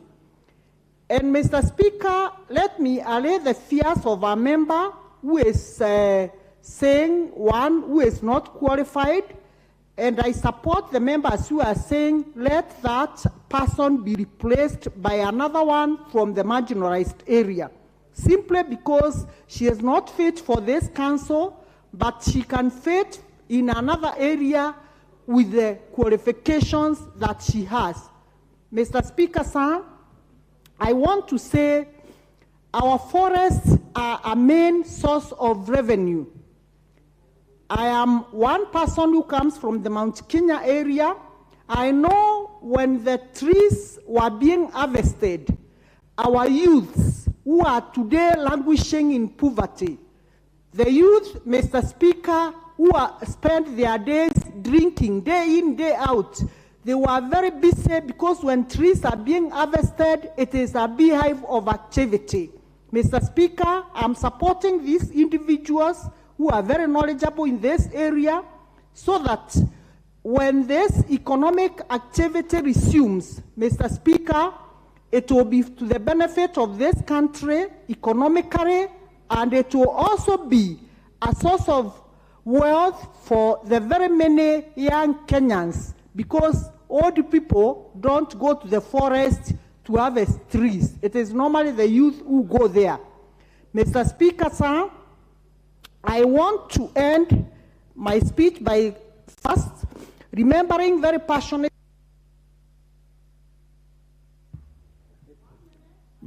The Honorable Michael Muchira Oljorok.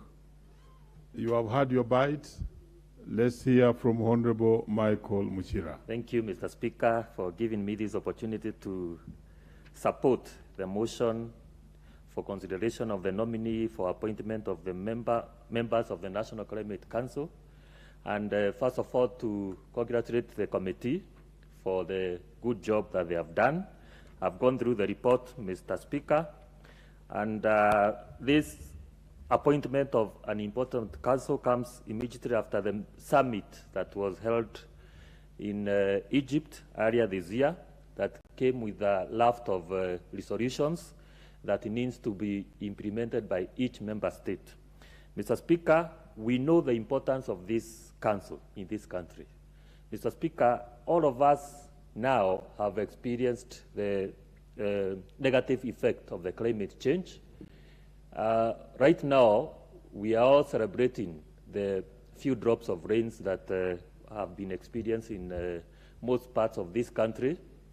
And we continue praying, Mr. Speaker, that the rains continues, but we know, Mr. Speaker, continuing to pray without doing anything may have retro effect, and therefore we need to take action, Mr. Speaker, as a country, and ensure that we come up with measures that will ensure that we mitigate the negative effect of the climate change. Mr. Speaker, this important council will help in mainstreaming the climate change functions between the county, the national government and the county government. And Mr. Speaker, too, this council will help in implementation of the National Climate Change Action Plan.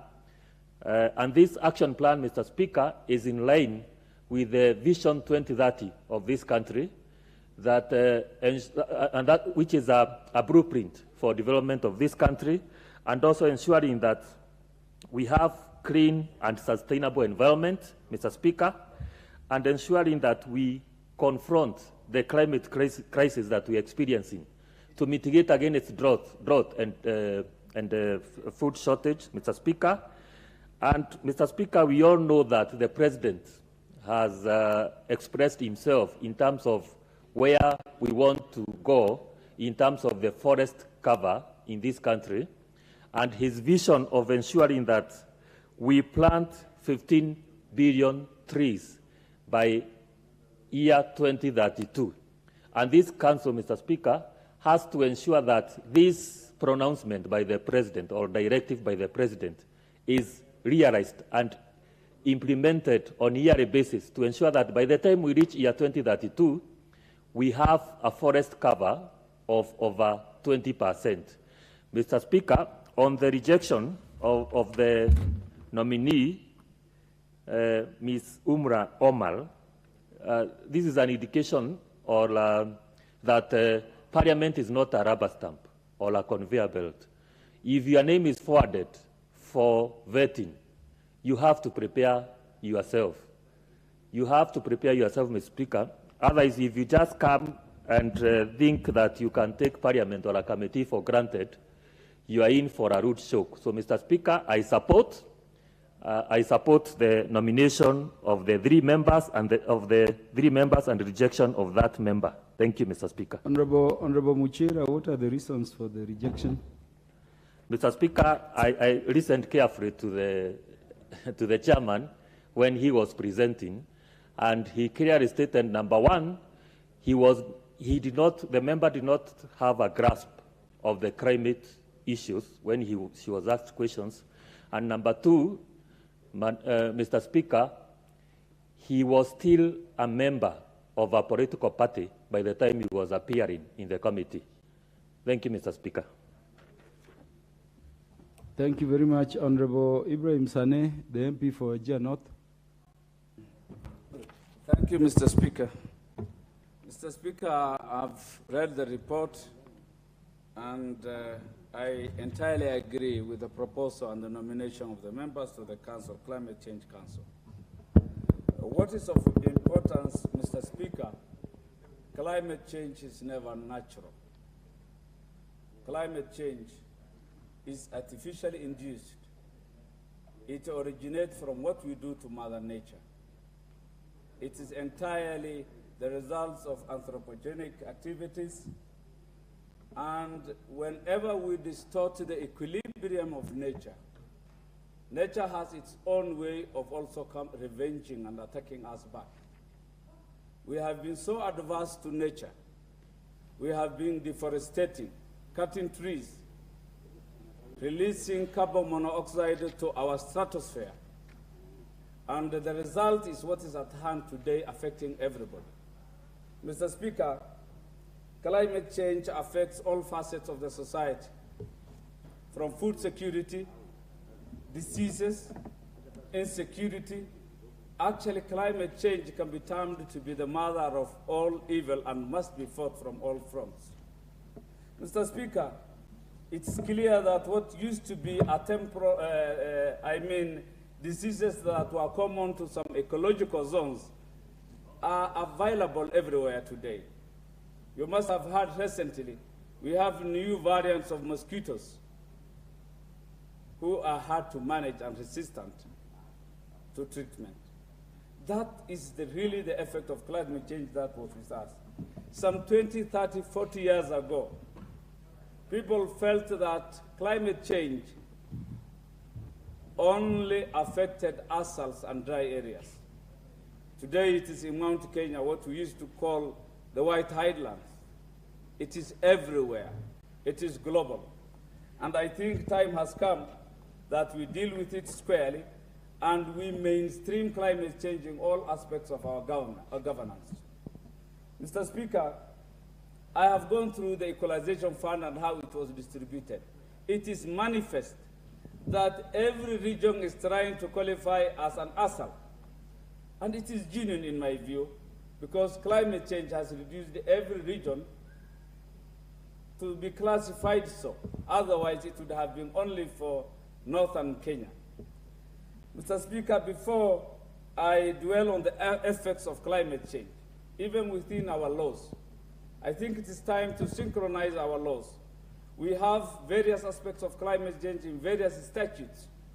If you look at the Agriculture Act, there's a casual mention of climate change. There is the very comprehensive Climate Change Act. There is the Water Act. And there is the MCA, as it is amended, Act, which also talks on climate change. Not forgetting that NEMA is the focal point, focal office for United Nations climate change. I think we need to relook on our legislation and harmonize them so that we can deal with climate change effectively and have one orderly legal system in our statutes. Besides that, climate change has affected livelihoods, more so in ASALs. The rangelands is the biggest sequester, or rather the sink of carbon monoxide, which is the culprit of climate change. We must deal with managing our rangelands. We must control how pastoralists keep livestock. It should no longer be for prestige. It should be economic development, Mr. Speaker. I can see time is up. I could say water harvesting should be another thing. Soon we will be having climate change refugees. Initially, we used to have refugees as a result of insecurity and wars.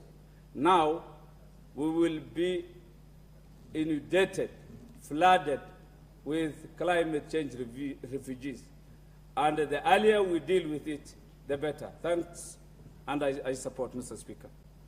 Thank you very much, Honorable John Waluke.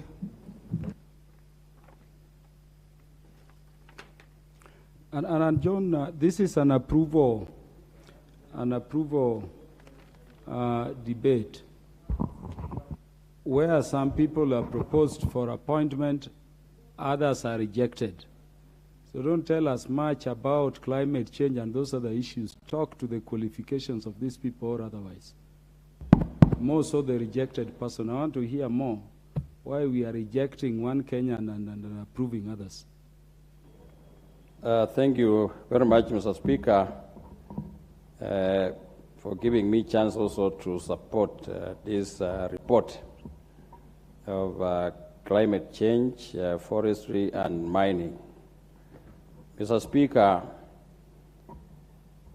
this country has really changed, and it has really been affected because of climate change, Mr. Speaker.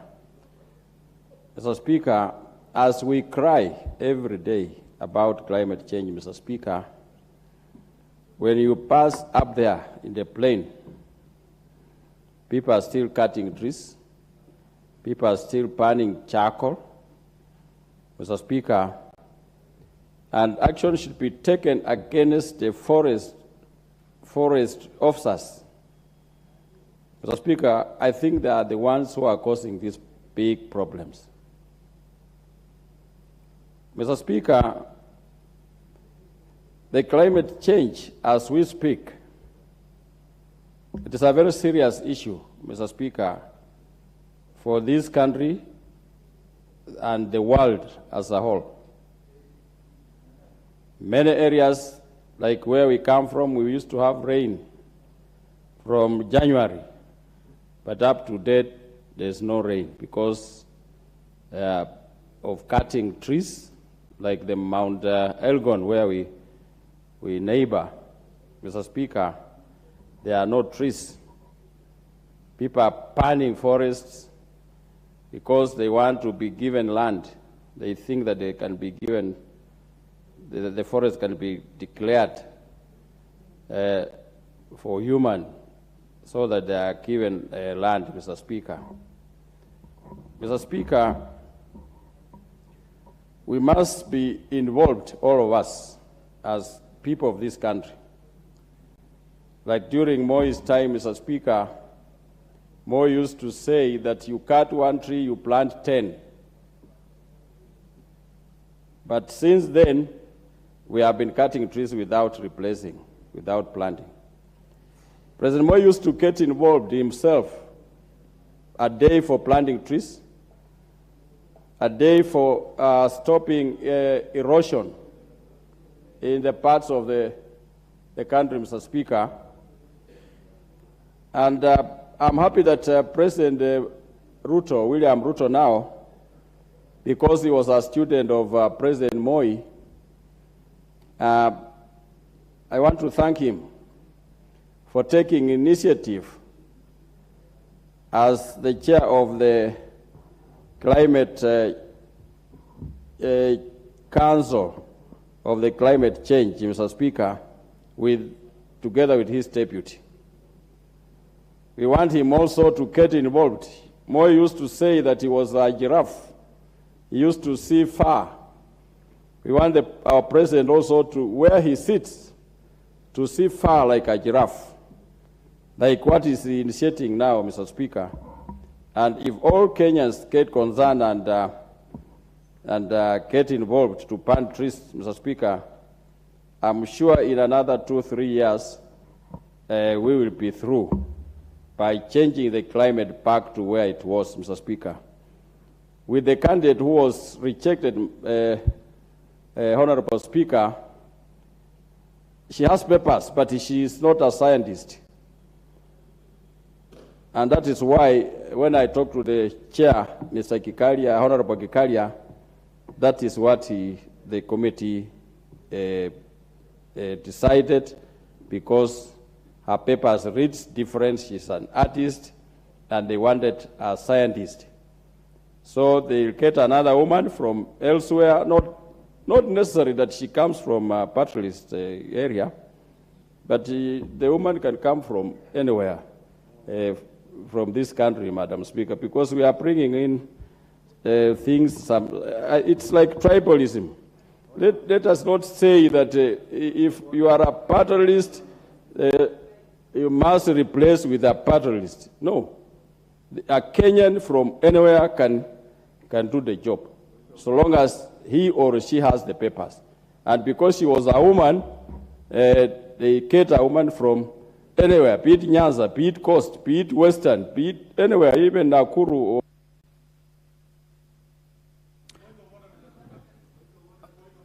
yeah, this is the MP for.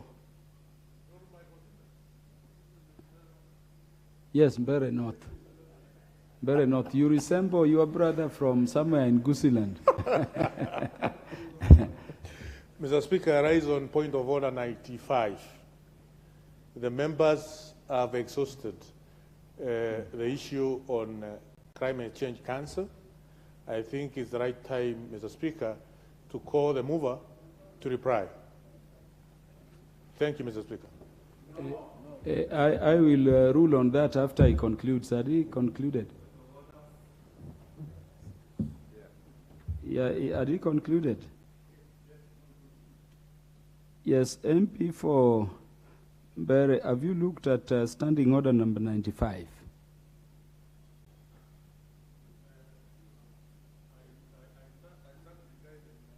Speaker. You see, it says. Is it 95 or 96? 95. It says that beyond your requesting for the mover to reply, what it says that, and unless the Speaker is of the opinion that such a motion is an abuse of the proceedings of the House or an infringement of the rights of the members, the question that the mover be now called upon to reply shall be put forthwith. So there is some discretion in the Speaker there to make determination on those two grounds. And so I will not put the question as to why the mover as to whether the mover should reply, because looking at the request here, there is still quite some interest. Allow the members to contribute. Who wanted to go next? Honorable Julius Ruto. Do we have more particularly members of the committee who have not spoken? Because we want to hear members of the committee, particularly on that issue of rejection. Okay. So that the nation is duly briefed. But Honorable Julius Ruto, proceed. Thank you so much, Mr. Speaker, for allowing me this opportunity to also put my point on the approval of the said committee the council members here. And first of all, allow me to take this opportunity to congratulate the committee of the National Assembly and the committee of the Senate jointly who undertook the exercise of vetting the said council. And as we talk today, the members have been read out to this honorable house. And as a procedure, you've allowed us as members to be able to make some few comments on the same.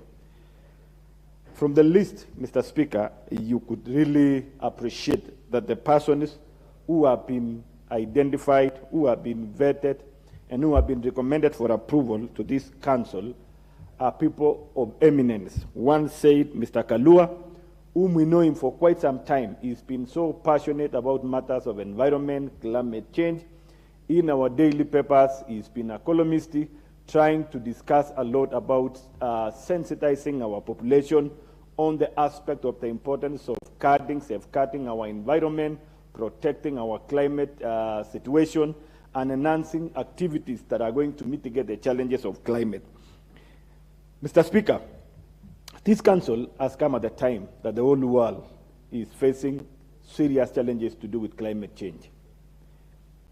We are now experiencing a very serious drought that is affecting the entire part of country, Kenya, and even the whole world.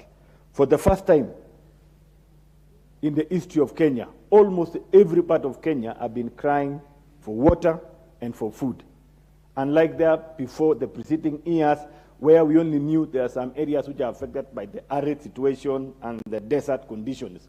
But the other part of the country, Kenya, now are also facing the same challenges. And all of these are caused by the change in patterns of rains, patterns of winds, the sun, and this one tells us that things are no more same and normal as it used to be. That one, it indicates that something somewhere is not right. And the scholars, the researchers are bringing this to our attention, that look at this. The current human activities in the world, especially the desired industrialization, is on the other side protecting and, on the other side causing a negative impact to our climate. And therefore, the same human beings who are hazard now have to come to a discussion to ensure that we are able to bring back the image of this country, the image, the desired condition and situation and environment of human life, so as to be able to leave a generation in future that are going to succeed this nation, unlike how it is as now.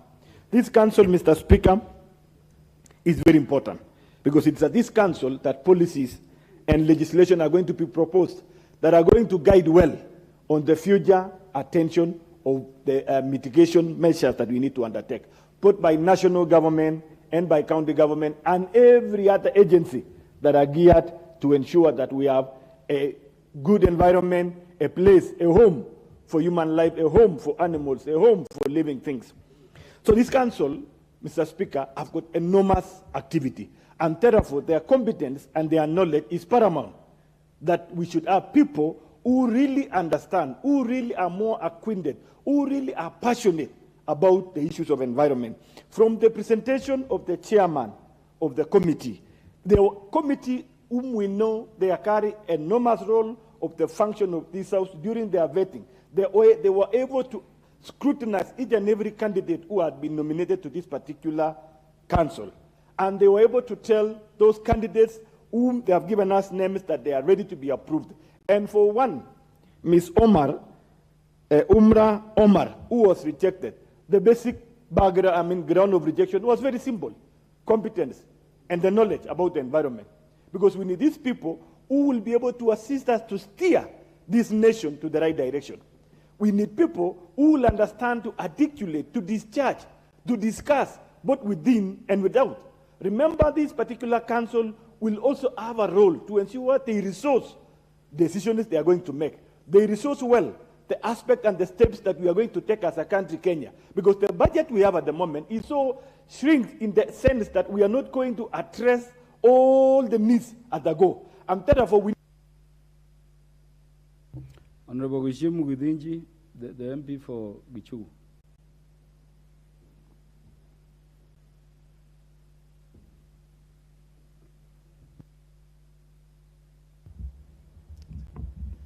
Thank you, Mr. Speaker.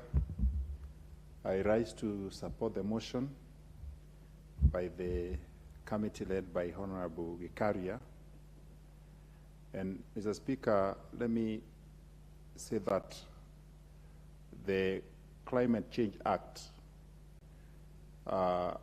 places, which was passed by this Parliament in 2016, places the Council as one of the very, very important organs in this country, whereby it is one among the few that are usually led by the President and deputized by His Excellency the Deputy President. And the importance of this council is because it will be the advisor to the President and the Deputy President. Because they may have knowledge on some environmental matters, but they do not know everything. So they require technical, competent people to advise them. And when the Committee of Environment retreated to consider the nominees, and which is an extension of Parliament, the committee also has a membership of about 15 members. And when they make a resolution, I believe even the members make a vote at the committee level. So they must have considered, I'm persuaded, because I was not in the vetting, I'm not a member of the committee, but owing to the presentation that has been made by the chair and supported by the vice chair, Mr. Speaker, I'm persuaded that the committee considered all the relevant issues in respect of the nominees to come up with this report. And let me not belabor, because he's already presented, I listened very keenly, but that the nominee who was rejected or is proposed to be rejected by the committee does not mean that is not the committee is not, the member is not learned. She has papers, she is learned, she is knowledgeable, but on other areas, but not on environmental matters. So, Mr. Speaker, then I have no reason not to support this committee and say probably the appointing authority could look into an area that this person can properly fit in the service of this nation, because a rejection of a nomination on the basis of qualification does not mean that that person cannot be able to serve in any other capacity.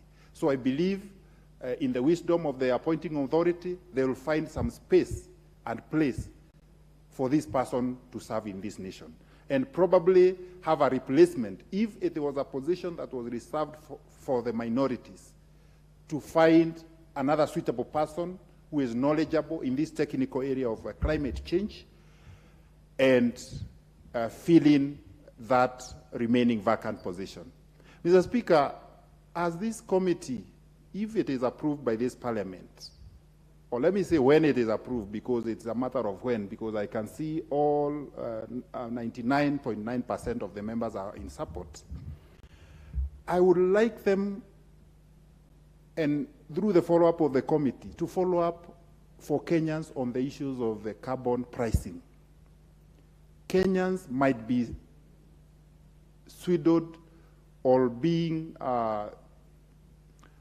cheated by foreigners in this country because we do not have enough knowledge of carbon pricing, which will make us retain the environment that we have, the tree cover that we have, and people may also continue earning out of them. So this is an area, a gray area, that Kenyans might be losing to foreigners, and they need to interrogate the ministry in depth so that they can come up with a policy on how Kenyans can be able to benefit from carbon credit in this country. I support, Mr. Speaker. Thank you. Honorable Fatuma Masito, Member of Parliament for Kwale. Thank you, Mr. Speaker, sir, for giving me this opportunity. And also, I'm a member of this committee, Climate Change, Environment, Climate Change, and Mining. I was also in the vetting of this nominee. Also congratulate my chairman, my vice, and my fellow members of the committee. I want this House to understand that matters climate change this time round are very sensitive, and the members sat down with my sister Omar, and actually she's a learned fellow, but she doesn't qualify for this position in matters environment and climate change. I would like to tell Omar, there's always next time. She can try other fields, but not this one. She is not fit for this one. And also inform this House that we also have marginalized communities in Kwale County. We have the Makonde, we have the Wamasa from Kwale County. Also, we have very learned women there who can fit for this position. So I urge members, let us not just have an eye on the northern part of Kenya. We have so many areas in this country who are also marginalized people. Thank you, Mr. Chairman, and I support this report. Thank you. Honorable Pauline Lenguris, you want to speak to this? You've already spoken. And Honorable Joseph Ruku had spoken. Honorable Charles Kamuren has spoken. The Honorable Beatrice Elachi, the Member of Parliament for Dagoretti North, you want to speak to this? Yeah, please proceed. Thank you, Mr. Speaker. Mr. Speaker, I also rise to support this report. Mr. Speaker, knowing very well that just last year is when we finished COP27 that was in Egypt, talking about climate change. And just a few days ago, Mr. Speaker, Malawi and Mozambique were hit by the Freddy cyclone that has killed 200 people.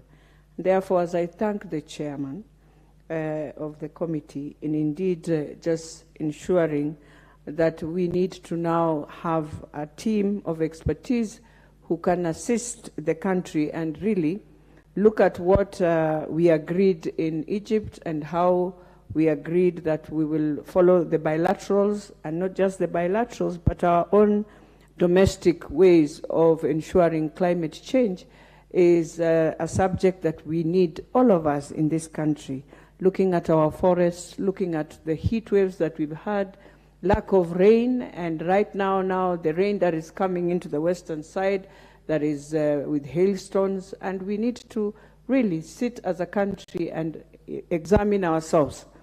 That and remember Wangari Maathai when she kept on saying that be a hummingbird that can save a country.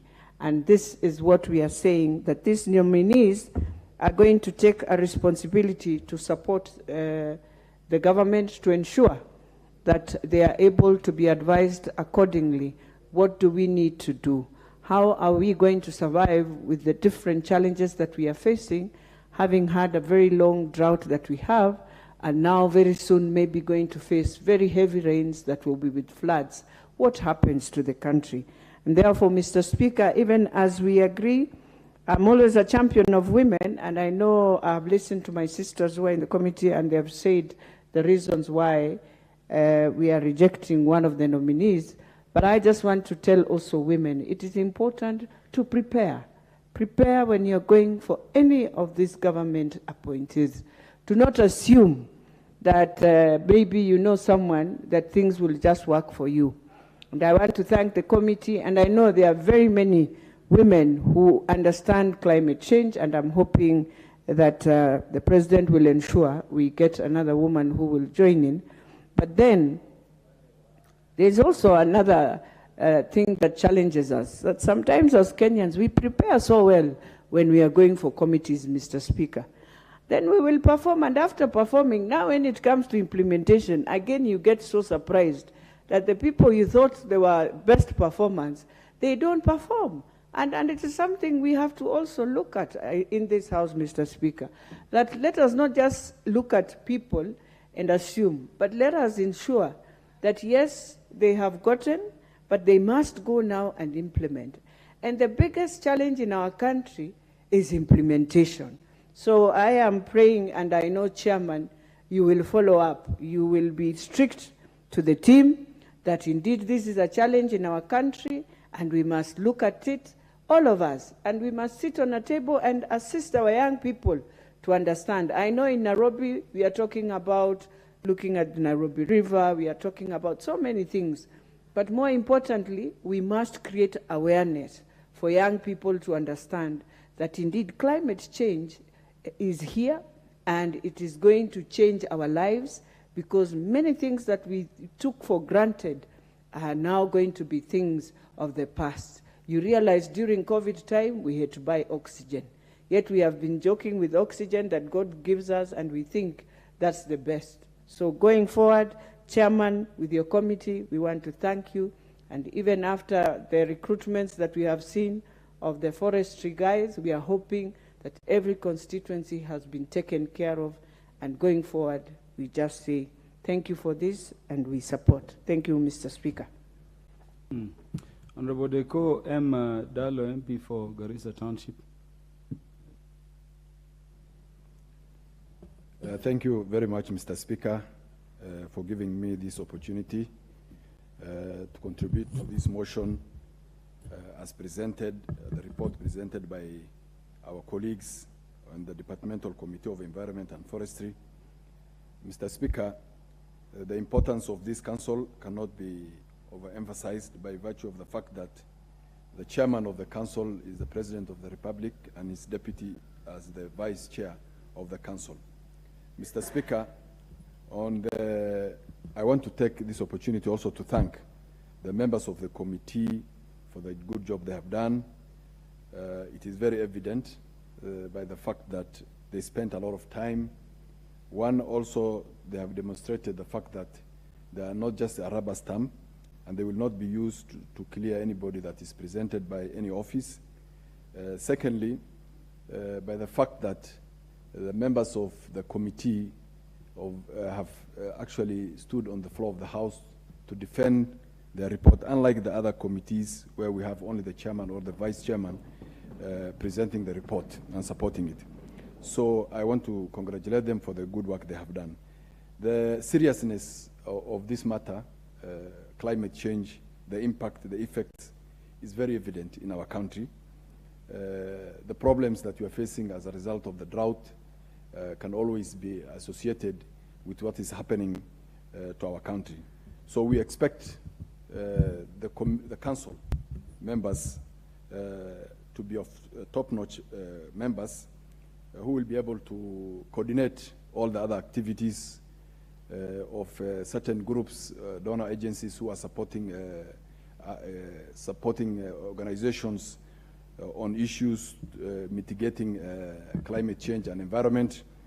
As you know, it's a policy for the government to plant 15 billion trees in the next 10 years, and we expect this council to play a lead role in ensuring that we achieve those targets.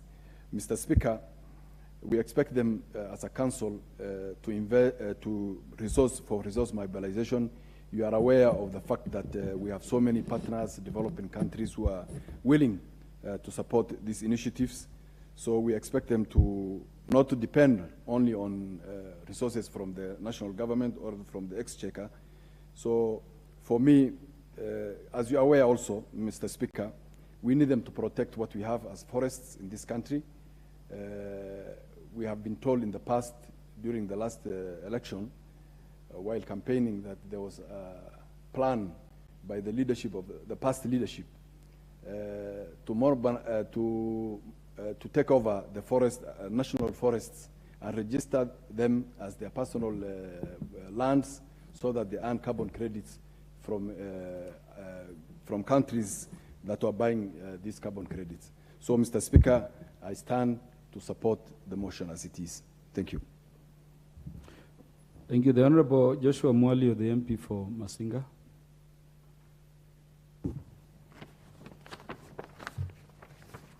Thank you very much, Mr. Speaker.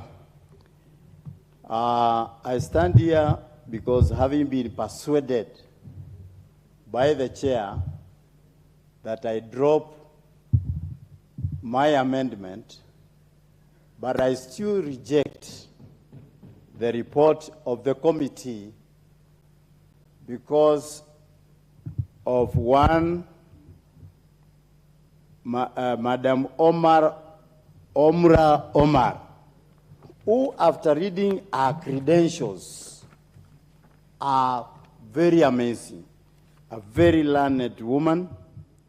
She holds a Master's of Arts in Social Justice, Intercultural Relations from the World Learning Institute, USA, a Bachelor of Arts degree in Neuroscience psychology from Abilene, USA, and another Bachelor of Arts of Social Science from University of Buenos Aires, Argentina. While this is an appointment as a council member, it is not an intake and does not need a qualification to be admitted in a university. It is whereby you bring your aides together. Some have the know-how, others don't have the know-how. But being a very learned lady, she can be able to grasp all those climate changes and even do a research as quickly as possible to be able to be in the equal standard with the others. Because surely, for one to be denied because she has no experience in climate change, and this is a committee, I don't think this is the right way. Because we have seen so many people that we have approved that they are not even qualified in those areas, and they have done very well. Which member is that in those on a point of order? Is that Honorable Imate? Yeah, what is out of order? Your mic is on. Standing order. Honorable Speaker, I want to stand on a point of order, tell the honorable member that the Climate Change Act of 2016, under Section 7, Subsection 2H, if you can make reference to that, it's very clear that this position was nominated on the grounds that, first, marginalized under Article 260, and number two, Honorable Imate, are you on a point of information or a point of order? Information. Number two. Are you on a point of order or on a point of information? Information and order. But do you want to be informed, Honorable Mwalio? And number two. I don't need to be informed, I know. So regrettably, Honorable Imate, Honorable Mwalio does not want your information. Honorable Mwalio. Thank you very much, Mr. Speaker, for protecting me. Those lectures are not entertained by myself because I know what I am talking about. We have been able to approve so many people in this place, even in the committees of parliament. It is not those who are qualified are chosen to sit in those committees, and they contribute a lot after doing their own researches. So everybody should be given a chance to be able to serve this country equally with the others. So I reject this report of this committee, that it should go in the answer that I rejected the whole of this because of refusing to admit that this Omar.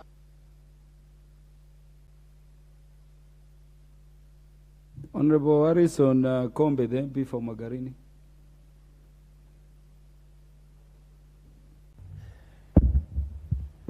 Asante Mheshimiwa Spika kwa kunipatia nafasi nikaweze kuchangia mswada huu. Mheshimiwa Spika, mabadiliko ya anga ni mabadiliko ambayo yametutatiza kwa muda mrefu, na hasa kwa masuala ya kilimo. Kwa ukosefu wa mvua tumetatizika sana. Lakini pamoja na hayo, Mheshimiwa Spika, japo naunga mkono hoja hii ya kwamba tukaweze kuwapasisha hawa na tukaweze kumkataa Umra Omar. Tatizo langu kubwa, Mheshimiwa Spika, tukiwa tunahitaji watu walio na tajiriba, hii tajiriba wataitoa wapi? Pasipo kuwa kwa kazi ndipo wakaweze kupata hiyo tajiriba, wakapate huo ujuzi. Naona tumemkataa ndio, ama kamati imemkataa ndio, lakini pamoja na hayo, wakati mwingine ningeomba tuzingatie ya kwamba wakati mwingi si rahisi kupata tajiriba wakati ukiwa kwenye masomo. Ni sharti utoke, uajiriwe, ndipo ukaweze kupata tajiriba ya hiyo kazi. Na haya mambo ya climatic change, Mheshimiwa Spika, ni mageni kwetu sote. Hakuna mtu ambaye yuko na ujuzi kupita mwingine juu ya masuala haya. Pamoja na hayo, Mheshimiwa Spika, naomba kuunga mkono hoja hii ili tukaweze kuona tunaendelea hatua nyingine na tukaweze kuendelea mbele. Asante, Mheshimiwa Spika. Who is this member who is walking out? You are walking, Honorable Jeo, as a true nomad. You know, you walk from this side to Honorable Ikaria, back to Honorable Harrison Kombe. You take one side. Normally when you walk out. Thank you. Honorable Kaindi Katana, the MP for Kaloleni, have you contributed to this? You want to contribute? Please do. Thank you, Mr. Speaker, sir, for giving me this opportunity. First, I want to thank the committee for their report. However, I have reservation for rejection of one of the nominee on the pretext that she does not qualify. Mr. Speaker, we have approved so many people in this House, including cabinet secretaries, who are not qualified for that job. So to me, though the committee has done a very good job, I feel they have discriminated against that woman. It cannot be on the basis of her not being qualified because she has... The MP for Mbeere North. Mr. Speaker, this is House of Records. There is no time when this House ever approved cabinet ministers who are not qualified. The honourable member is not in order to rebut that this House approved cabinet secretaries who are not qualified, Mr. Speaker. Thank you. Honorable Paul, can you withdraw? Honorable Paul, you know, that is a matter that without evidence would be putting the House into discredit. So can you substantiate, if possible, confirming which cabinet secretary has ever been approved who did not merit the position? Honorable Paul Kaindi. Honorable Paul Kaindi, you need information from Honorable Rueda. What I've said, and I would wish my brother could have listened to what I was saying. You know, you cannot just jump saying that I should withdraw something that I have not said. What I've said, that we have approved so many cabinet secretaries who are not expert on their ministries which they have been given or they have been nominated. So there's nothing to withdraw. What I've said, that this lady has been rejected because she does not have qualification on matters relating to environment. So, Mr. Speaker, sir, there's nothing to withdraw there. I think my colleague was just being, he wanted to just to spend my time. So, on the report, I want to agree with the committee. Kaindi, do you want information from Yes, Honorable Rueda? Yes. Please proceed, Honorable Rueda. Mr. Speaker, I want to inform Mheshimiwa that there is a CSs who have been rejected by committee and they were passed in this house. Rueda, you know, your statement is also as general as that of Honorable Paul Kaindi. You are not giving us specifics. And remember, I cautioned that avoid making statements which put the House into disrepute or discredit. You know, when you say CSS have been approved who did not merit positions without having specifics, it puts the work of this House and its integrity into question, which you should avoid as a member. So unless you have specific information that you can stand by, the best approach is to withdraw. And remember also, you cannot discuss the matter of a CS under our standing orders unless there is a substantive motion, therefore. So I overrule you because your information does not satisfy the test of the standing orders. Thank you, Mr. Proceed, Speaker. Honorable Paul Kaindi. I want to agree with the committee because we are experiencing a lot of drought, especially in my constituency, Mr. Speaker. For the last 3 years, we have never had a good pattern of rainfall. So, this is the time we should take serious about climate change. Because if you destroy nature today, it will not forgive you in future. We had our own Wangari Maathai, who for the last over 30 years, she spoke about climate change. And nobody took her seriously. But now we are seeing the dangers of destruction of our forest. And if we continue this way, then we as human beings will have no place to call home. Thank you, Mr. Speaker, sir. Honorable Rueda, because you did not provide specifics, the statement you made that several CSS have been approved who did not qualify is ordered expunged from the records of Parliament. Otherwise, proceed to make your contributions. Asante Bwana Spika kunipatia mimi nafasi nami kuchangia. Bwana Spika, hapa ripoti imezungumzia kuhusu stakabadhi. Stakabadhi za umra zote zilikuwa sahihi na halali.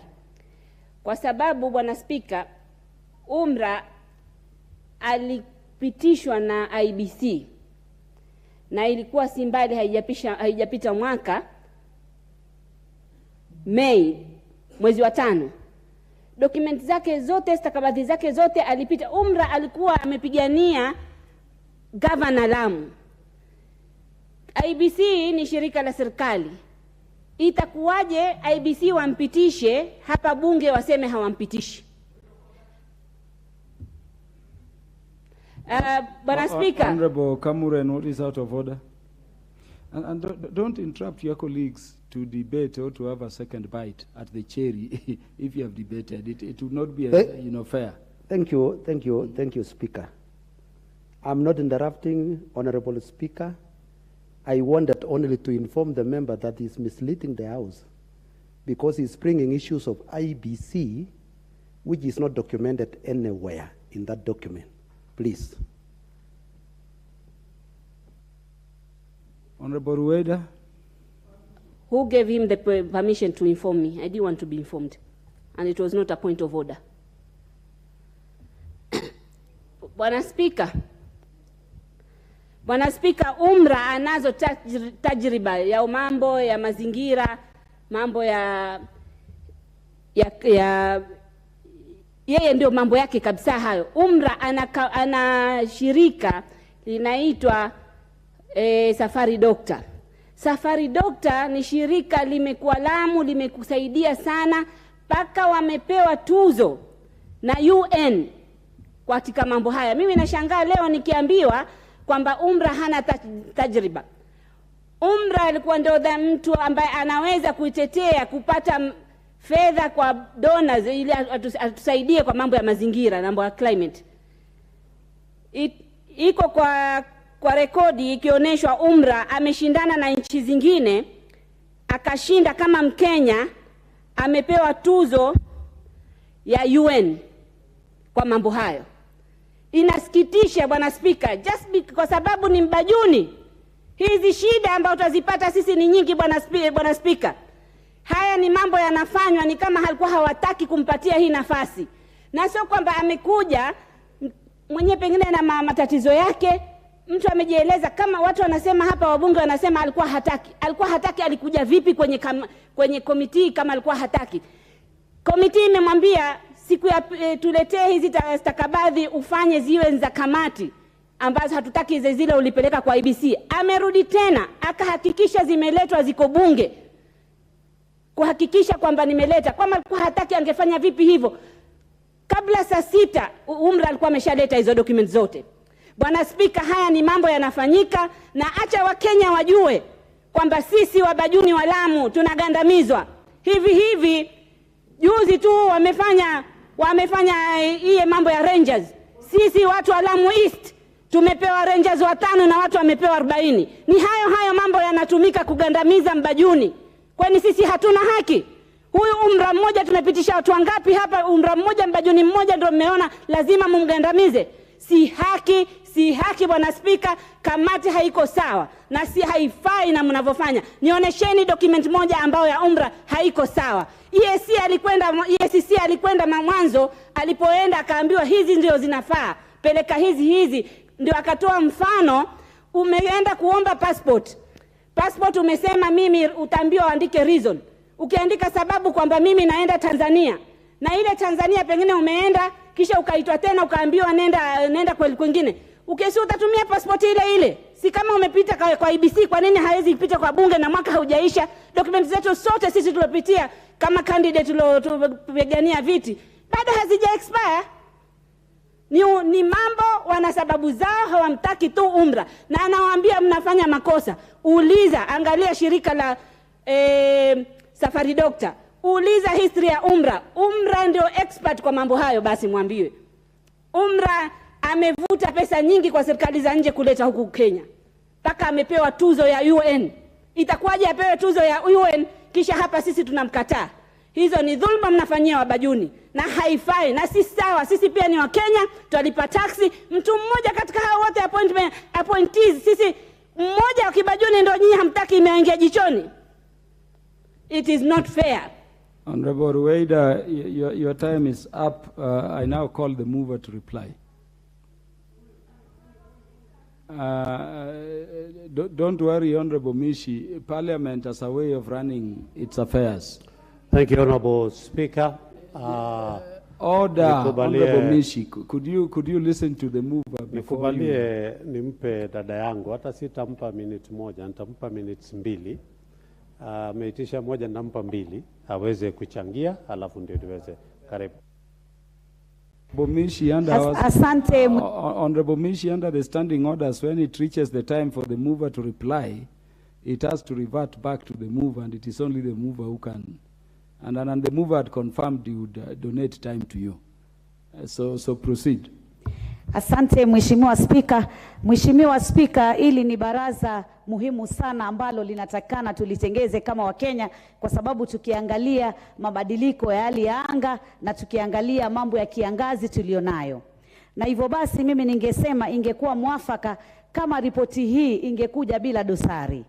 Na nikisema ripoti hii na dosari ni kwa sababu hivi sasa kama taifa tunataka kuangalia jamii ambazo zimetengwa ili pia tuweze kuzileta katika taasisi za kiserikali.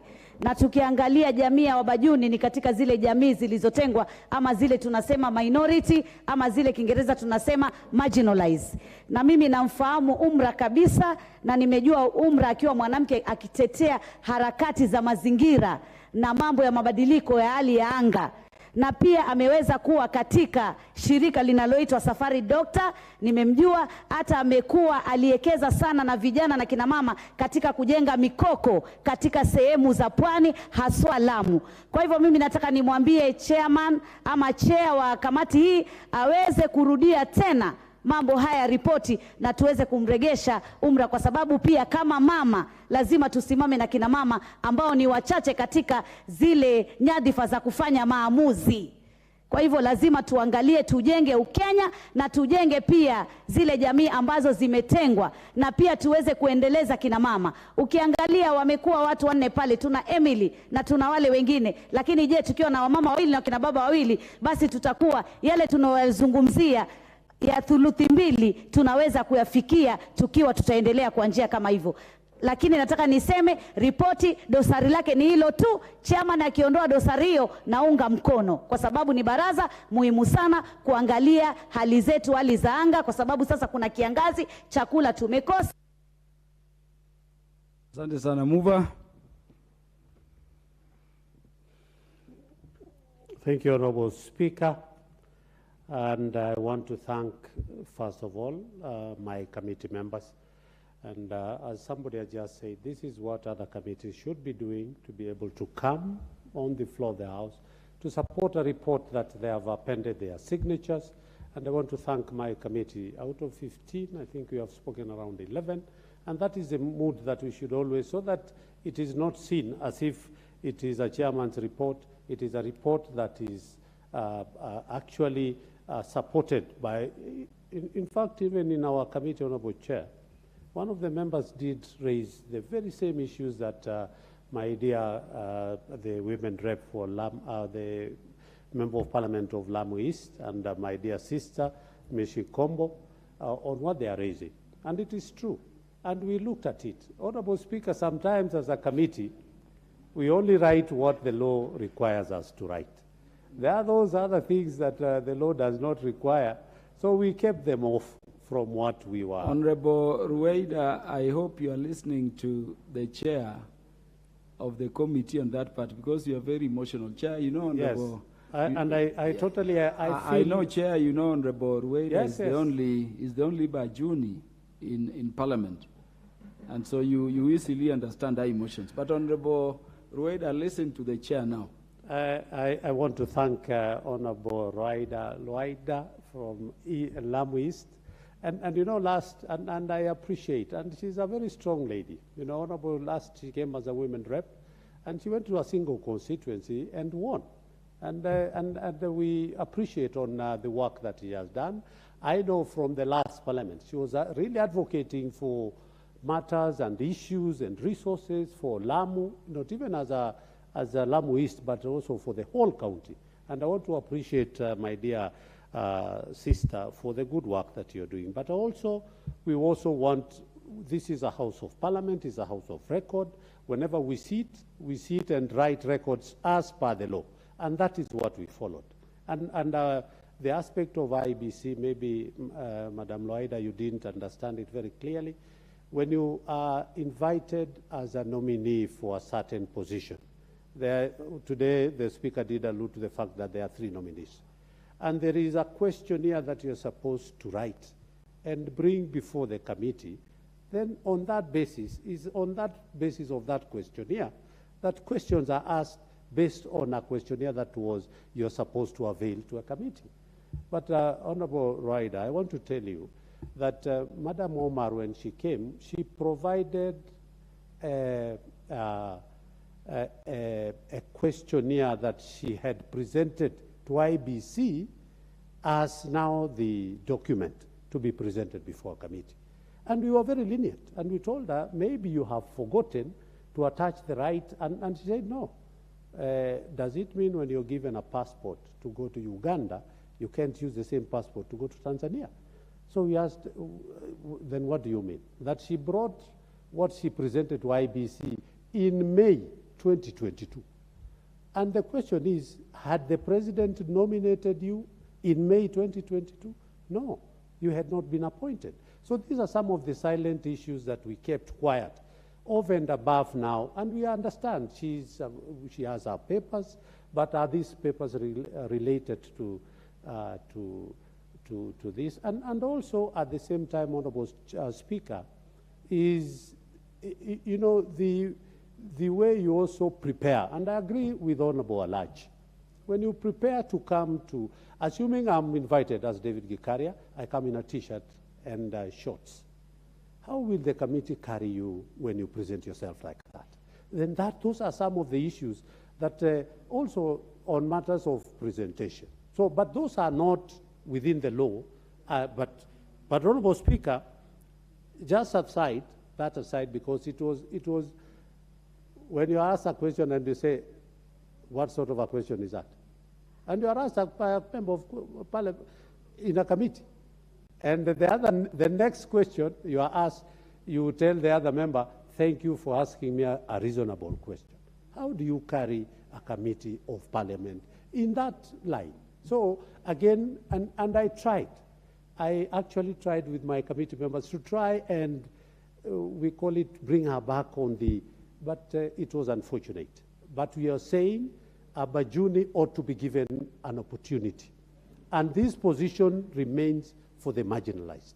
And we will, as somebody has requested the president, please bring a name of another lady from the marginalized community so that they can be checked and we can be able to, and people, and I totally agree with you, Alaj, people again should not just be given things on a silver platter because they are women, because they are marginalized. I think it is important also for you to prepare when you're going for an interview. Your time is up. Okay, lastly, Honorable Chair, is I want to admit that I have had the issues that have been raised, and particularly on the marginalized, and that one we are hoping that the President will bring in another marginalized lady for the same position that can be considered.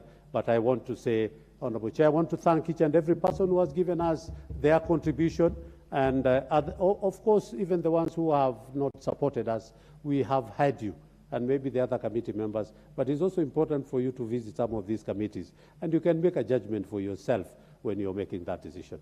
I thank you, Honorable Speaker. Thank you, Chair, for good reasons. Yeah, thank you, Chair. For good reasons, I'm not going to put the question. The question on the motion will be put when Parliament next sits, possibly tomorrow or at such time as the House Business Committee will schedule. Could we go to the next order?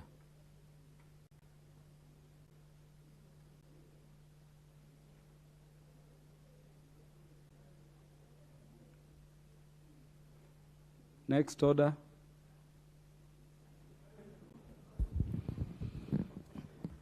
Okay, order. Honorable members, for the convenience of the House, the meeting or the sitting will be adjourned to tomorrow. The time being 7 p.m., this House stands adjourned until Thursday, the 16th day of March at 2:30 p.m.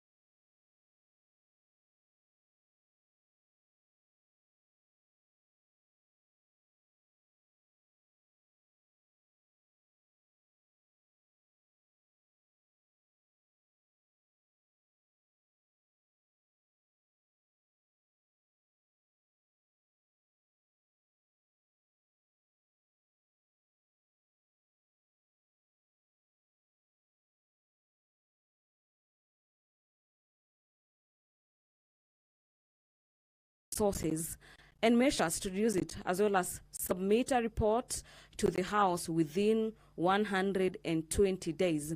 In the meantime, the ministry, as well as Kenya Power, should not enter into new contracts with any independent power producers until the House makes a resolution on the matter.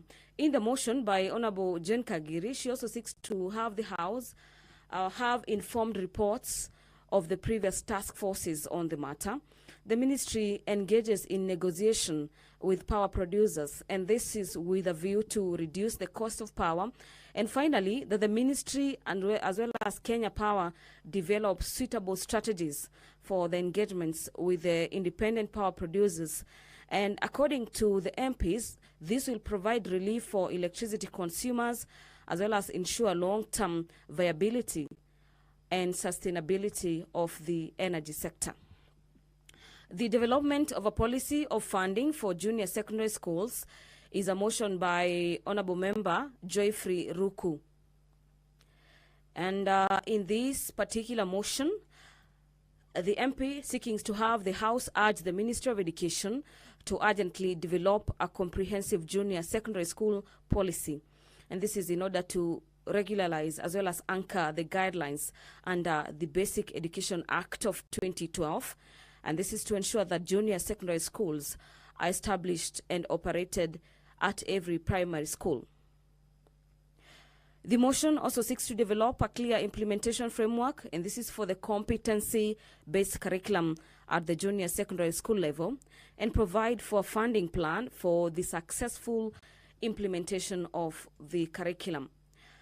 Another motion given priority in the order of business this morning is the establishment of the National Cancer Prevention and Control Fund. This is a motion by Honorable Timothy Toroitich. Honorable Member Brighton Yegon has a motion on the development and implementation of child care program for the children whose mothers are in lawful custody. Members of the National Assembly keep streaming into the